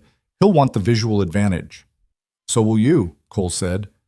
We'll be even, Dante said, which means the room itself decides it. The Meridian warehouse was on the industrial waterfront south of the ferry terminal, the kind of building that had been a working facility once and was now in the gray economy of properties that existed between their last use and their next one. It had loading bays on the south end and a central space large enough to park 8 vehicles with room to negotiate between them. The evening was clear and cold, the first genuinely cold night in 2 weeks. The harbor wind cutting in off the sound with the particular edge it got in spring when the water was still winter cold and the air hadn't fully committed to the season yet. They arrived at 8:47. Salazar was already there. This was a power move, and everyone in the room understood it as such. Arriving early to occupy the space, to be present when the other party entered, to remove the advantage of entry timing.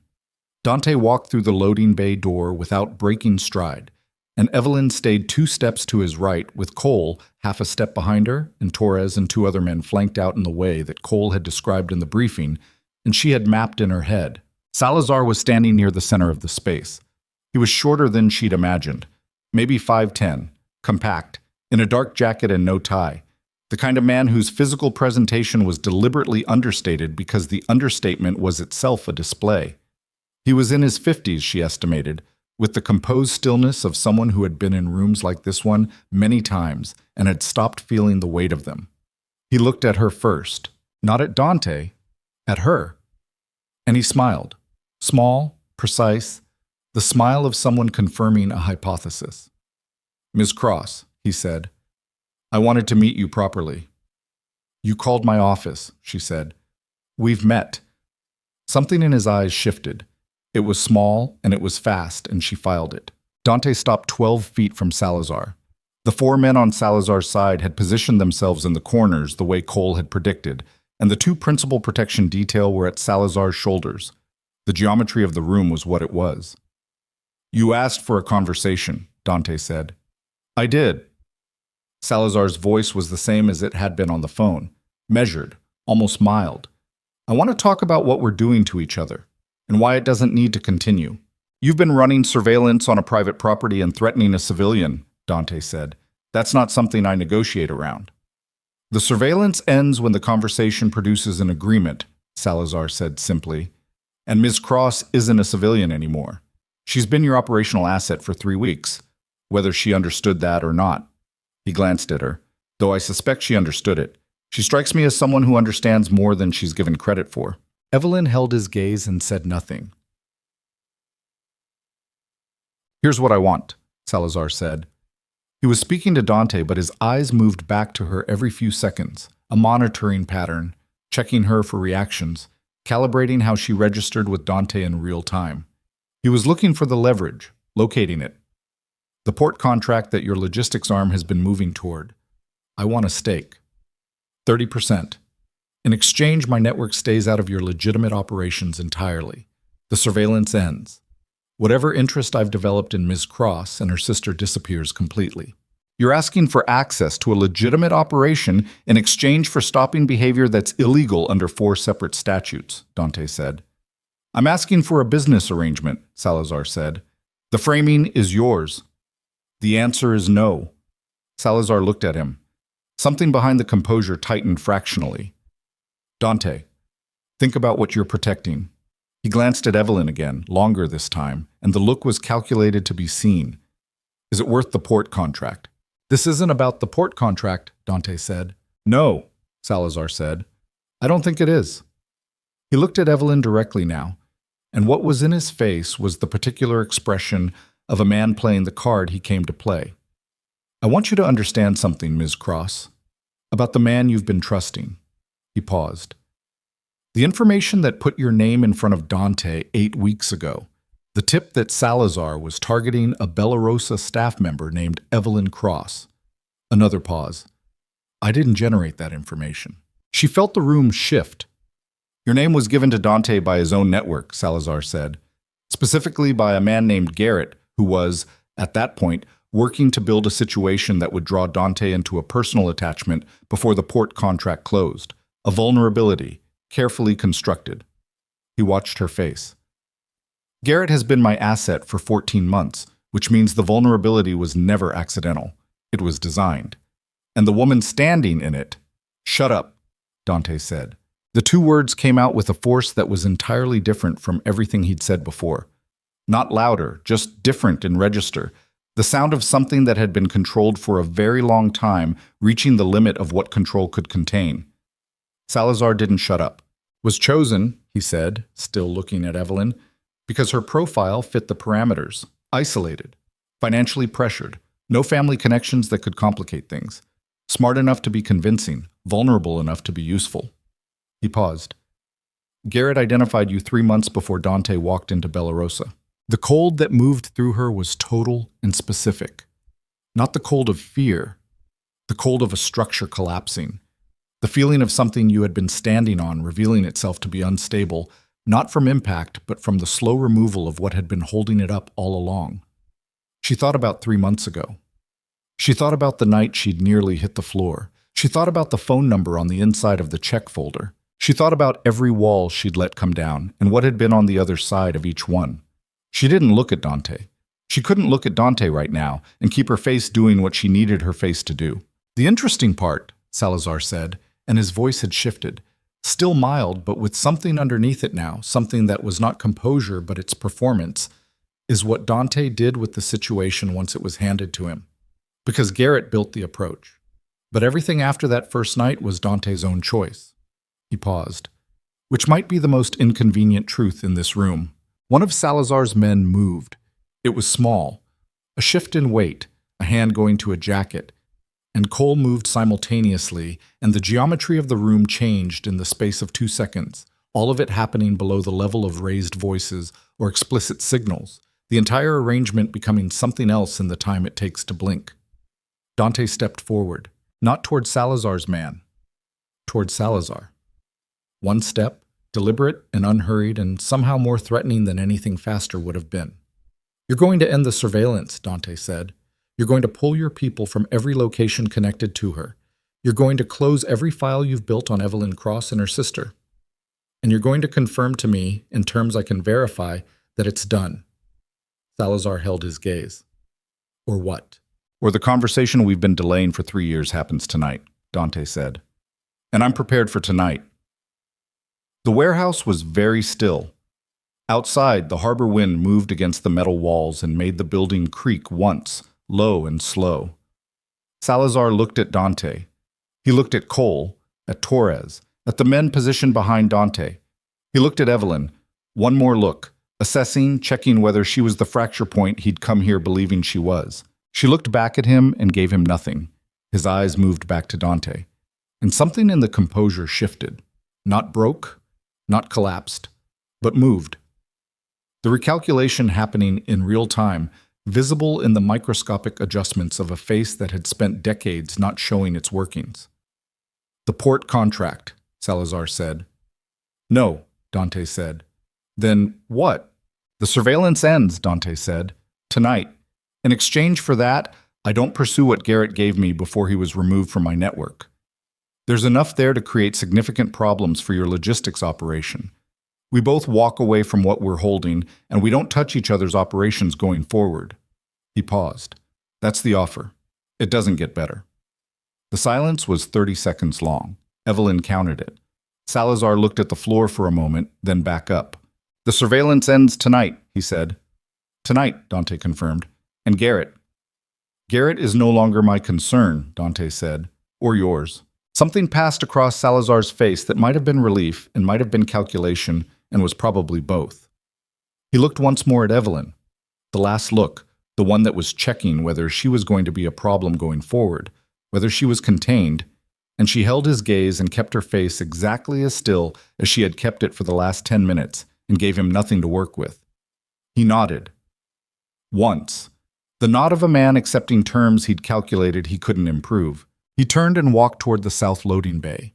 His men fell in around him with the practiced ease of people who had done this exit many times. The door opened and the harbor wind came in cold and cut through the warehouse, and then the door closed and they were gone. The room exhaled. Torres said something to Cole in a low voice. Cole answered. One of the other men moved toward the door they'd entered through and took up a position there. Operational, automatic, the machinery continuing to run. Dante turned to Evelyn. She was looking at the empty center of the warehouse where Salazar had been standing. She was very still. She could feel her own heartbeat, elevated, the physical aftermath of sustained tension beginning to metabolize into the specific exhaustion that follows adrenaline. She could feel Dante looking at her. She turned and met his eyes. And she saw it in his face. Not the controlled weight she'd learned to read over 3 weeks. Not the operational composure. Not the managed distance. What she saw was the face of someone stripped of every layer of construction, standing in the consequence of every choice that had led to this room, and not looking away from any of it. "The things Salazar said," Dante started. "Don't," she said. "Not here." "Evelyn, not here," she said again. Her voice was steady, and she meant the steadiness. "Get me out of this building first." He got her out. The SUV was cold, the heater running from the moment Torres started the engine, and the city moved past the windows. The waterfront, the illuminated bridges, the neighborhoods stacked up the hillside with their ordinary lit windows and their ordinary contained lives. And she sat in the back seat and looked at it and felt the full weight of the last 3 weeks pressing against her chest like something that needed to be. The SUV moved through the city and nobody spoke. Torres drove with the particular focused quiet of someone who understood that the silence in the back seat was not his to fill. Cole was in the passenger seat, eyes forward, one hand resting on his knee with the stillness of a man standing down from high alert 1 degree at a time. Outside, Seattle moved past in the way cities move past car windows at night, fragmentary, luminous, the lit windows of buildings that contained other people's ordinary lives going on without interruption or consequence. Evelyn watched it. She was aware of Dante beside her, not touching, a foot of space between them on the back seat, but present in the way that large things are present even when they're still. She could hear him breathing. She could feel the tension in him that hadn't fully released when Salazar walked out of the warehouse. Because the tension wasn't about Salazar. It hadn't been about Salazar for a while. She didn't look at him. She looked at the city and she thought about Garrett, a name she'd heard twice. Once when Dante had listed the 3 people who knew the waterfront property address, and once from Salazar's mouth in the warehouse, shaped into a weapon and aimed at the gap between her and the man sitting beside her. Garrett, who had been feeding information to Salazar for 14 months. Garrett, who had identified her 3 months before a rainy Tuesday in April. Garrett, who had built the approach and handed it to both sides of a conflict she'd been living inside without a map. She thought about the profile Salazar had described. Isolated, financially pressured, no family connections that could complicate things, smart enough to be convincing, vulnerable enough to be useful. She turned it over slowly, the way you turn something sharp over to understand all the edges. The thing was, and she'd been sitting with this since the warehouse, letting it settle into its actual shape instead of the shape fear tried to give it. The thing was that the profile was accurate. Those were true facts about her life. The isolation, the money, Lily as the one soft point in an otherwise hardened perimeter. Garrett had read her correctly. Salazar had read her correctly. What neither of them had fully accounted for was what those facts had produced in her over 26 years of living with them.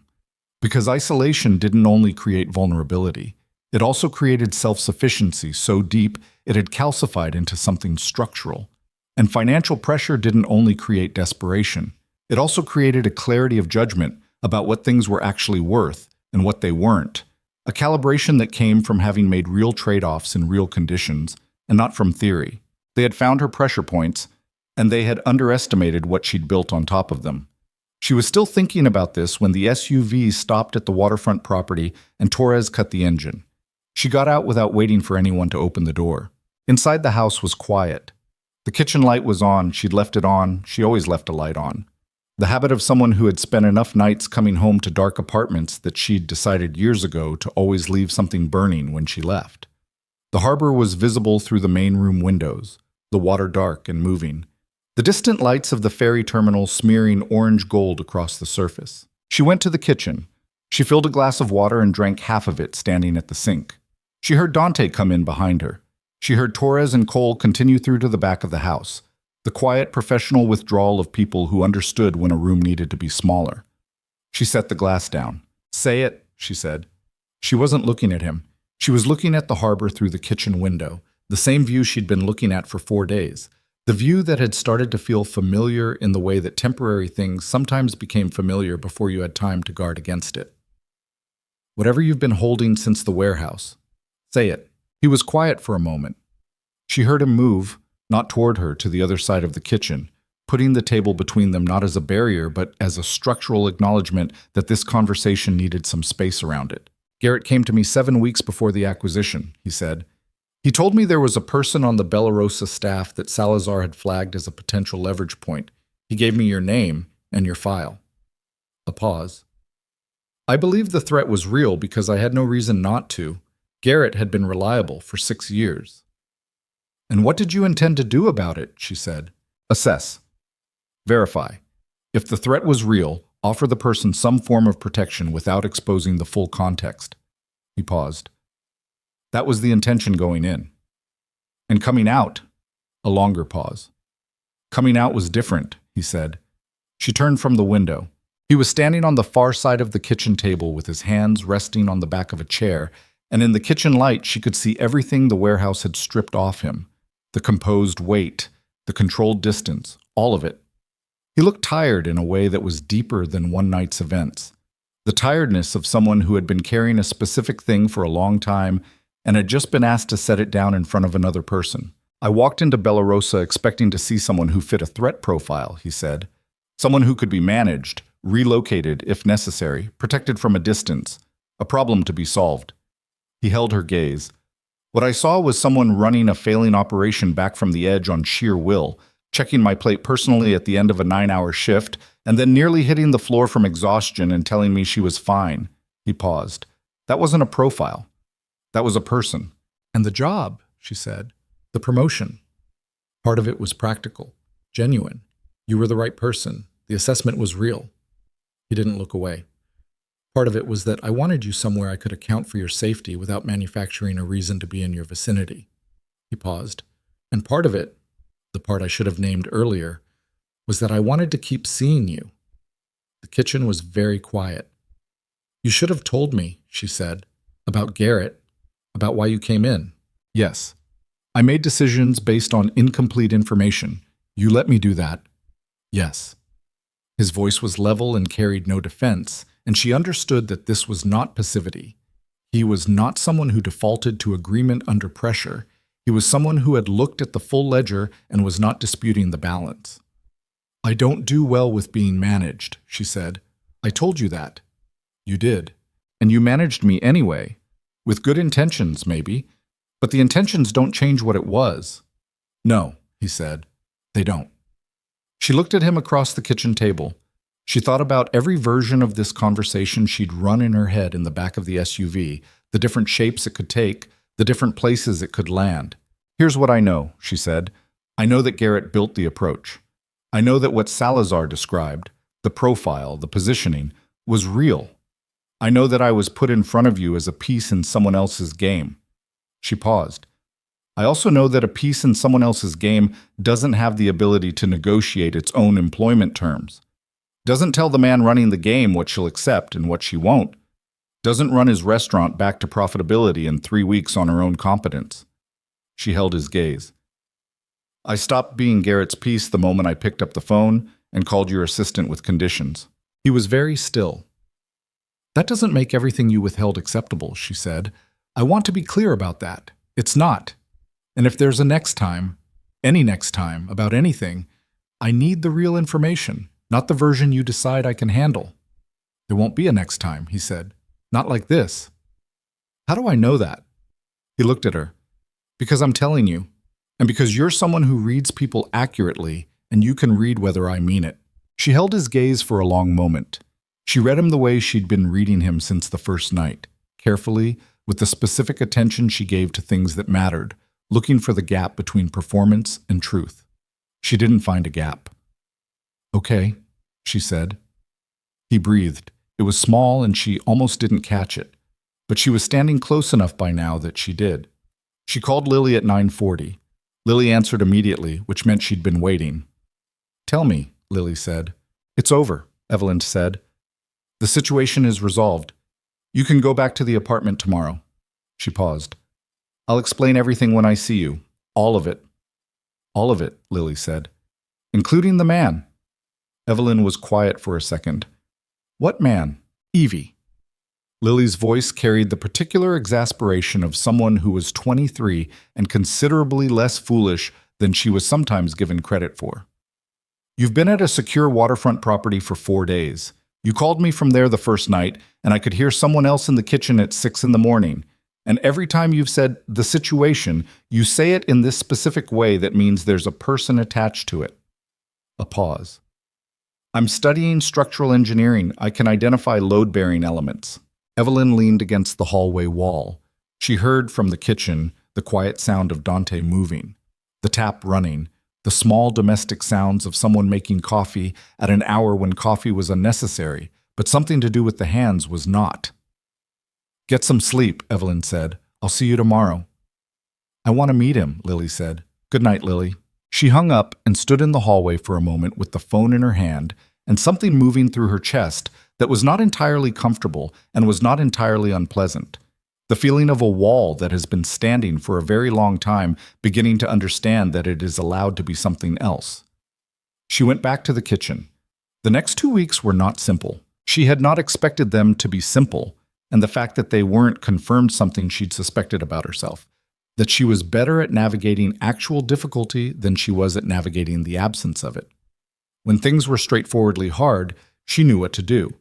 When the hardness became complicated and personal and involved another person in ways that couldn't be managed through operational efficiency, she was less practiced. She went back to the apartment. She and Lily sat at the kitchen table for 3 hours, and she told Lily everything. The real version, not the managed one.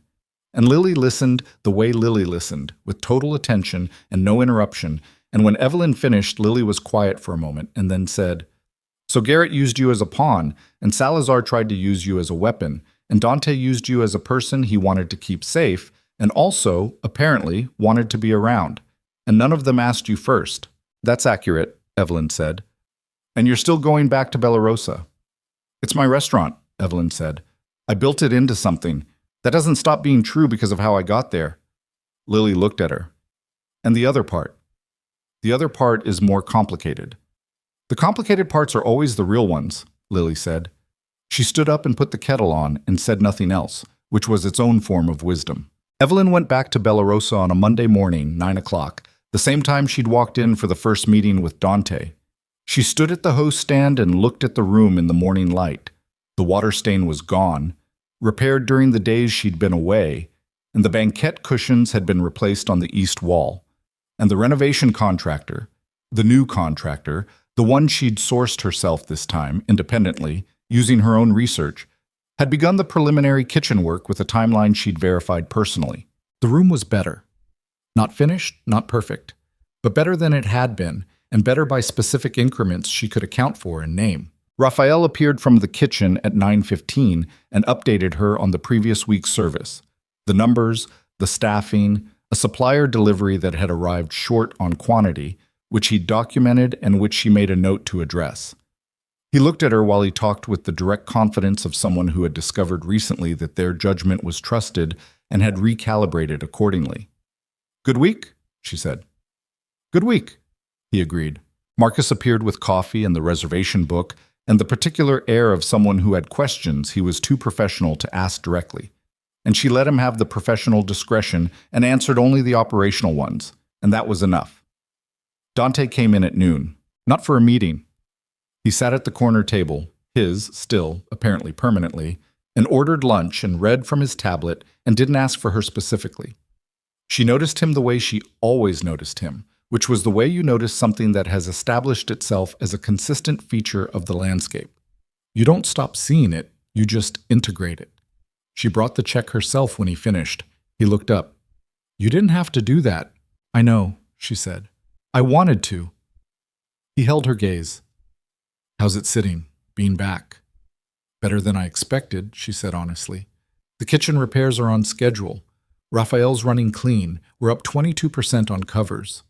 "That's not what I meant." She looked at him. The dining room moved around them. The ambient noise, the lunchtime rhythm, the sound of her restaurant doing what it was supposed to do. "It's sitting okay," she said. "I'm still sorting some of it, but the work is real. That's what I needed to be true." "And the rest?" She paused. "The rest I'll get to on my own timeline." "Fair enough," he said. She left the check and went back to work. Her own timeline turned out to be approximately 11 days. 11 days during which she ran the restaurant and handled the renovation coordination and renegotiated the last of the supplier contracts and promoted Marcus to a deputy manager role she'd designed herself, a role that would give him the authority he'd been exercising informally for years and compensate him at a level that reflected it. 11 days during which Dante came into the restaurant 4 times and sat at the corner table and didn't pressure anything, didn't perform patience, just existed in the space with the same self-contained qualities she'd been reading since April, and waited for whatever she decided without making the waiting visible. On the 11th day, she called him. Not from the restaurant. From her apartment evening, Lily out at James's, the kitchen quiet. She called his direct number, which she had now, which he'd given her without ceremony one afternoon as a matter of practical contact, and which she'd used twice for operational purposes. He answered on the second ring. "I want to have a conversation that isn't about the restaurant," she said. A pause. "When?" "Tonight, if you're available." He was available. He came to her apartment, which felt significant in a way she hadn't fully anticipated. The waterfront house had been neutral ground, and the restaurant was hers, but also professional. The apartment was her actual life.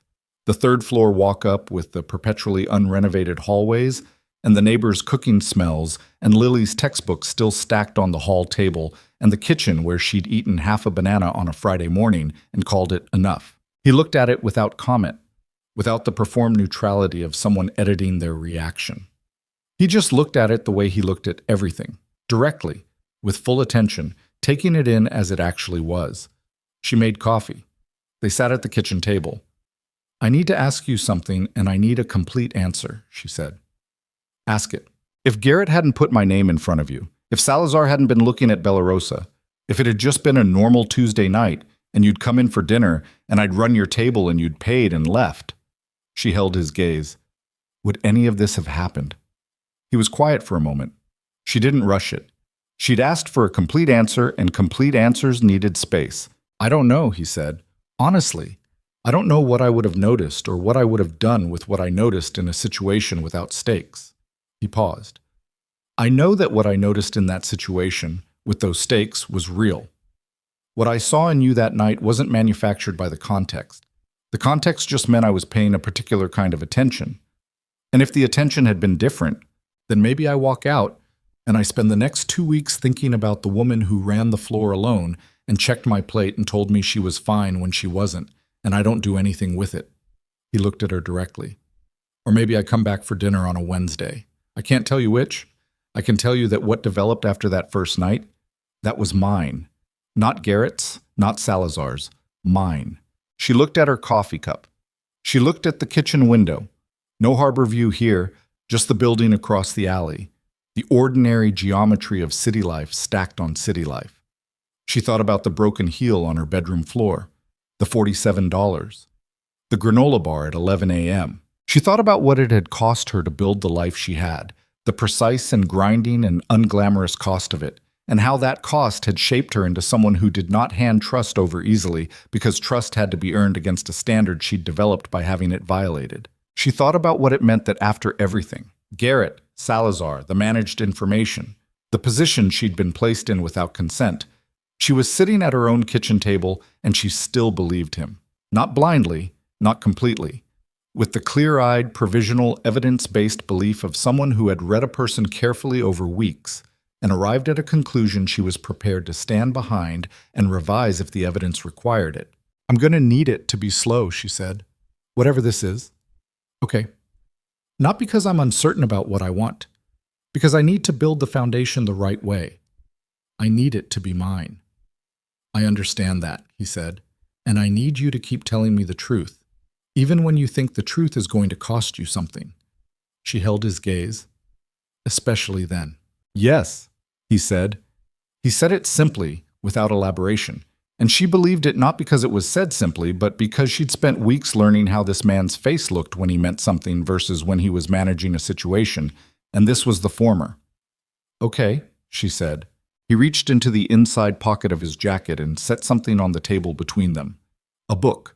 Small, old, with a cloth spine and the particular worn quality of something that had been handled by many hands over many years. She looked at it without touching it for a moment. The cover read, in faded gilt lettering, the name of a French chef she'd mentioned once, in passing. She'd mentioned it as a throwaway, a brief reference to a book she'd looked at in a used bookstore as a teenager and couldn't afford and had thought about occasionally since. How? She said. I listened, he said. I've been listening to everything you said. She picked up the book. It was a first edition. She could tell from the publication information, from the quality of the paper, from the specific age of the binding. She turned it over in her hands. She opened it carefully and looked at the frontispiece, and then she closed it and set it on the table and looked at it for a moment. Nobody had given her anything like this. Not because nobody had wanted to. Lily would give her everything she had if Evelyn let her. But because she had spent so long making herself self-sufficient that the people around her had accepted self-sufficiency as the final word. Nobody had looked past the competence to the girl who'd stood in a used bookstore at 17 and touched the spine of a book she couldn't have. He had looked past it. He had looked at it, filed it, and held it for weeks. She set the book down and looked at him across the kitchen table. She looked at his face, the tired eyes, the jaw that carried weight, the hands resting still on the table, the specific quality of a man who had stopped performing and was just sitting in her kitchen being what he was. Thank you, she said. You're welcome, he said. Outside, the city made its ordinary sounds. A car on the street below. The distant complaint of the freight elevator in the building across the alley, which had apparently been repaired sometime in the last month.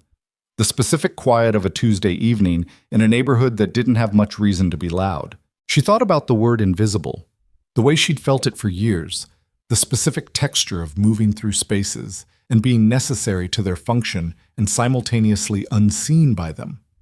She thought about the long tally of shifts and rent checks and granola bars and broken heels and course fees she'd quietly absorbed for half a decade, the full and grinding weight of a life built entirely on the back of her own endurance. She thought about the night she'd nearly hit the floor. She thought about what it had taken to get here. Not the Salazar situation, not the warehouse, but here, this kitchen, this table, this person across from her who had a reputation that could reshape a room when he entered it, and who was currently sitting with a coffee cup going cold and his jacket still on because she hadn't told him he could take it off, and he was apparently the kind of man who waited to be told. "You can take your jacket off," she said. He looked at her for a second. Something in his expression shifted. Not the dramatic shift of a scene change, just a small internal movement, like a piece that had been held in tension being allowed to settle. He took his jacket off and set it on the back of the chair. They sat for another hour. They talked about Lily. She told him things she hadn't told him before, the years before Lily's scholarship, the specific choices she'd made and not made, the weight that had been so constant for so long that she'd stopped experiencing it as a weight and started experiencing it as just the baseline condition of being alive. He listened without managing it, without shaping his response toward reassurance, without performing empathy. He listened the way he'd listened from the beginning, which was actually completely, without visible agenda. He told her things too. Not everything. That would take longer than one evening, and she didn't expect everything in one evening, but pieces. His father, who had built the original network and handed it to him at 27 with the particular inheritance of men who are given something they never asked for and are expected to be grateful. The years of calculating how to make legitimate what had been built through means he couldn't undo, but could refuse to continue. The specific loneliness of an empire, which was not the same as the loneliness of poverty, but was loneliness nonetheless. The absence of anyone in your immediate vicinity who saw you separate from what you controlled. "My sister wants to meet you," she said at one point. He looked at her. "Is that an invitation or a warning?" "Both," she said. She's not intimidated by anything. She'll ask you questions that are completely direct, and she'll read your answers at a level most people aren't operating at." She paused. "She's the person I trust most in my life. So if you want to be in my life, she's part of the terms." He was quiet for a moment. "When?" he said. "Saturday, maybe? She comes here for dinner most Saturdays. I'll cook." She looked at him. "You could come." "I'll be there," he said. She nodded. She stood up to refill the coffee, and he stood up at the same time, and they were briefly in the same small space in the kitchen, closer than the table, the ordinary near collision of two people in a kitchen not designed for company. And she was aware of him with the full-body awareness she'd been managing since April, the specific gravitational quality of his proximity. She looked up at him. He looked at her the way he'd looked at her in the warehouse when the composure had stripped away, directly, without management, with everything present. He touched her face. Once, briefly, his hand against her jaw with a gentleness that sat at odds with everything else about him and was somehow exactly right. She didn't step back. She held still and let herself feel it, the warmth of it, the care in it, the fact that a hand could be that careful. Then she stepped back and refilled the coffee and set his cup on the counter, and they went back to the table. She did not need the gesture to be more than it was. It was enough as it was. He left at 11. At the door he stopped and looked at her one more time, the look she'd come to know as his actual face, the one underneath all the other faces. And she held it and gave it back to him, and then he went down the stairs and she heard the front door close below. She stood in her kitchen. She looked at the first edition cookbook on the table. She looked at the kitchen window. She looked at the chair where he'd sat with his jacket off. She thought about what it cost to let something matter, the specific risk of it, how you had to expose the calculation to get to the real thing, how you had to allow someone past the self-sufficiency that had kept you functional for years. She'd spent a long time making herself necessary and self-contained and hard to hurt, and she still believed in all of those qualities. They hadn't been errors, they'd been what was required. But requirements change. That was the thing she'd been learning at 26, after years of refusing to learn it because learning it felt like vulnerability. Requirements change, and what you built to survive the old requirements doesn't have to be the entire permanent architecture of your life. She picked up the cookbook and took it to her room. She set it on the nightstand beside the lamp. She looked at it for a moment, the worn cloth spine, the gilt lettering, the evidence of every hand that had turned these pages before hers, something given carefully by someone who had been paying attention to what she was, not only to what she could do. She changed out of her work clothes. She sat on the edge of the bed in the same place she'd sat on the night the heel had finally broken, in the same apartment, in the same life. Everything was different, not fixed. She was too honest with herself to reach for that word. Her bank account had recovered, but she was still 3 missed paychecks from genuine crisis. Still the person Lily called first. Still building something at Bellarosa that was real and hers, but was also new enough to be fragile. Dante was in her life in a way she still didn't have complete language for. There were things between them that would take time. The full weight of what Garrett had done, the management she hadn't consented to, the slow work of building trust in both directions under conditions that hadn't been designed for it. None of that was resolved, but she sat on the edge of the bed and she felt, underneath all of it, something she hadn't felt in a very long time. Not happiness exactly. She'd always distrusted happiness as a category, too complete, too finished. Something more like the feeling of a direction, a genuine and chosen direction, arrived at not because it was offered or imposed or manufactured, but because she had navigated the full complexity of a situation that had tried to use her as a piece and had instead produced something she'd built with her own judgment and her own hands. She lay back. She looked at the ceiling. Outside, Seattle made its sounds. The city that had been her only landscape for her entire adult life. The city where she had been invisible and exhausted and necessary and underestimated. The city where she had nearly fallen on a Tuesday night and had been caught by someone paying full attention. She wasn't invisible anymore. She had never been invisible. She'd been unseen by people who weren't looking. That was a different thing, and she'd spent too many years blaming herself for the distinction. She closed her eyes. The harbor was out there somewhere beyond the buildings, moving in the dark the way it always moved. Indifferent, continuous, older than every decision made on its shore. The fairy lights were crossing it right now without knowing she existed. The water didn't care about Bellarosa or Victor Salazar or Garrett or broken heels or granola bars or first edition cookbooks. The water just moved. She was, for the first time in longer than she could accurately calculate, at rest. Not done, not finished, not arrived at some complete and permanent peace. Just at rest. Carrying her weight consciously with both hands, knowing what it was and choosing it anyway. She thought about Saturday, about Lily at this table asking questions in her direct and merciless and loving way, about the cookbook on the nightstand, about a kitchen where she had built something real out of nothing, with no tools except the ones she'd developed in years of circumstances she hadn't asked for. She thought about what it meant to choose a life rather than just endure it. She thought she might be learning. She fell asleep with the lamp still on.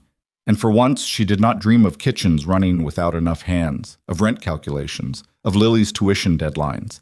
She dreamed instead of the harbor in the early morning, the flat silver light of it, the way Seattle looked at 6 a.m. before anything had been decided yet, when the day was still only possibility, and the water held the whole city's reflection without judgment, patient and wide and endlessly, quietly receiving. The light came in at 7. She got up,